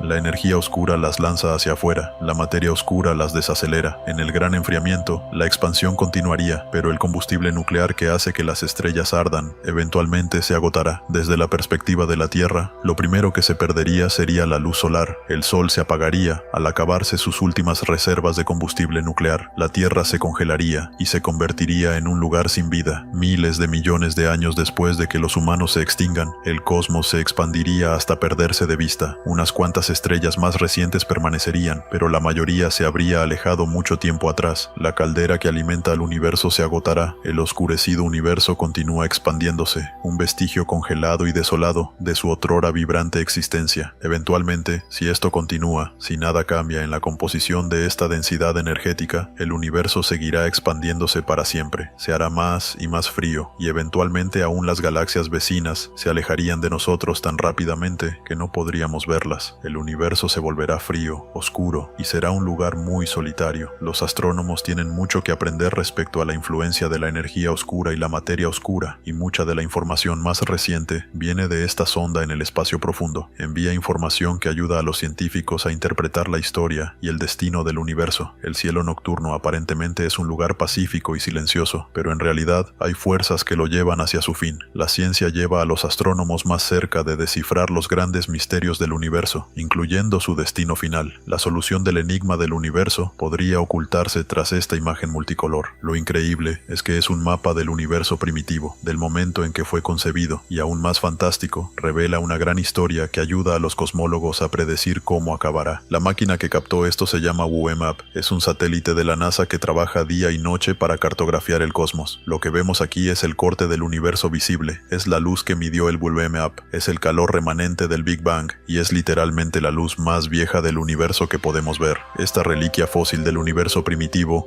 nos dice mucho acerca de cómo era la composición de la materia, de cómo era la velocidad de la expansión y de cómo eran realmente las condiciones en el nacimiento del universo. El WMAP es uno de los grandes avances astronómicos del siglo XXI. Nada previamente podía darnos imágenes tan claras de la energía que quedó del Big Bang, energía que los científicos llaman trasfondo de microondas cósmicas. Mide las diferencias de temperatura en el trasfondo de microondas cósmicas, lo que podría finalmente hacer posible predecir cuál fuerza dominará el universo y cómo esa fuerza acabará con el cosmos. Las manchas azules son las regiones en la luz de microondas producidas por el Big Bang que están un poco más frías que la temperatura promedio, y las manchas rojas son regiones que están un poco más calientes que el promedio. Las diferencias en las temperaturas reveladas por el WMAP hablan a los científicos acerca de la naturaleza de la materia y de la energía contenida en el universo. Pueden analizar los patrones de luz y encontrar pistas no solo de la sustancia, sino también del destino del universo. Solo captamos una pequeñísima parte del espectro electromagnético con nuestros ojos, y tenemos que ir con longitudes de onda mucho más largas. Las mismas longitudes de onda que se usan para calentar agua en un horno de microondas son las que medimos aquí con el WMAP. El WMAP es tan preciso que puede detectar diferencias de temperaturas de tan solo 1 milésimo de grado. Esta sensibilidad ayuda a los científicos a calcular la relación entre materia oscura y energía oscura, las fuerzas que determinarán cómo terminará el universo. Organizamos todas esas diferentes medidas y creamos un mapa de cómo lucen las variaciones. Al subir el contraste, básicamente podemos quitar este brillo uniforme del Big Bang y buscar variaciones. No parece gran cosa hasta que subimos el contraste. Entonces, la imagen cobra cobra vida. Ver las imágenes del WMAP es esencialmente viajar atrás en el tiempo y en el espacio para obtener algunas ideas nuevas respecto al destino del universo. Alejándonos de la sonda y siguiendo el camino de la luz que recolecta, pasamos Marte, Júpiter y Saturno, cuya luz reflejada tarda más de 1 hora en llegar a la Tierra. Luego, dejando la Vía Láctea, pasamos Andrómeda, la siguiente galaxia más cercana, cuya luz tarda 2.3 millones de años en alcanzarnos, lo que significa que viajamos 2.3 millones de años atrás en el tiempo. Finalmente, llegamos hasta 13.000 millones de años al principio de la luz visible. Antes de eso, había gas hidrógeno súper caliente en todos lados. El WMAP puede ver hasta tan atrás en la historia, confirmando datos importantes acerca del universo y de lo que lo lleva a su fin. El acto final del universo se vuelve más fácil de predecir gracias al WMAP. Su información, combinada con el trabajo de los astrónomos, ha conducido a algunos descubrimientos sorprendentes respecto a un universo que se expande rápidamente. La expansión rápida apoya la teoría de la energía oscura y la posibilidad de un gran enfriamiento o un gran desgarrón. Ahora sabemos, por toda la información que obtuvimos en los últimos 10 años, que hay una relación de 2 a 1 más energía oscura que materia oscura. Así que la energía oscura es el compuesto dominante de energía en el universo. La evidencia parece clara. La energía oscura está ganando terreno y conduce a los astrónomos a nuevos pensamientos acerca del principio y el fin del universo. Antes del descubrimiento de la energía oscura, las cosas eran mucho más sencillas. Si pudiéramos determinar la cantidad de materia en el universo, entonces podríamos decir algo acerca de su final. Esos días sencillos pasaron, pero las evidencias apoyan la idea de que el universo continuará expandiéndose, aunque lo hará hasta la inconsciencia. Hicimos grandes avances durante el siglo pasado, aprendiendo acerca de la evolución del universo y su expansión, pero ahora, en cierto sentido, generamos más preguntas de las que logramos contestar. Creo que la próxima década será aún más emocionante. Los astrónomos tenemos toneladas y toneladas de retos que los teorizadores pusieron en nuestro camino y estamos intentando averiguar rápidamente cómo contestar todas esas preguntas. Es un futuro muy emocionante porque, si puedes salir y realmente observar algo, lo estás probando. De eso se trata la ciencia. Se espera que la batalla entre la materia oscura y la energía oscura se prolongue por miles de millones de años. Los humanos habrán desaparecido de la Tierra mucho antes de que llegue el final, pero ninguna otra búsqueda ha sido más significativa para la ciencia que la comprensión de cómo inició el universo y cómo funciona. Llegados aquí, ¿acaso no has visto este otro documental sobre el espacio? Yo no me lo perdería,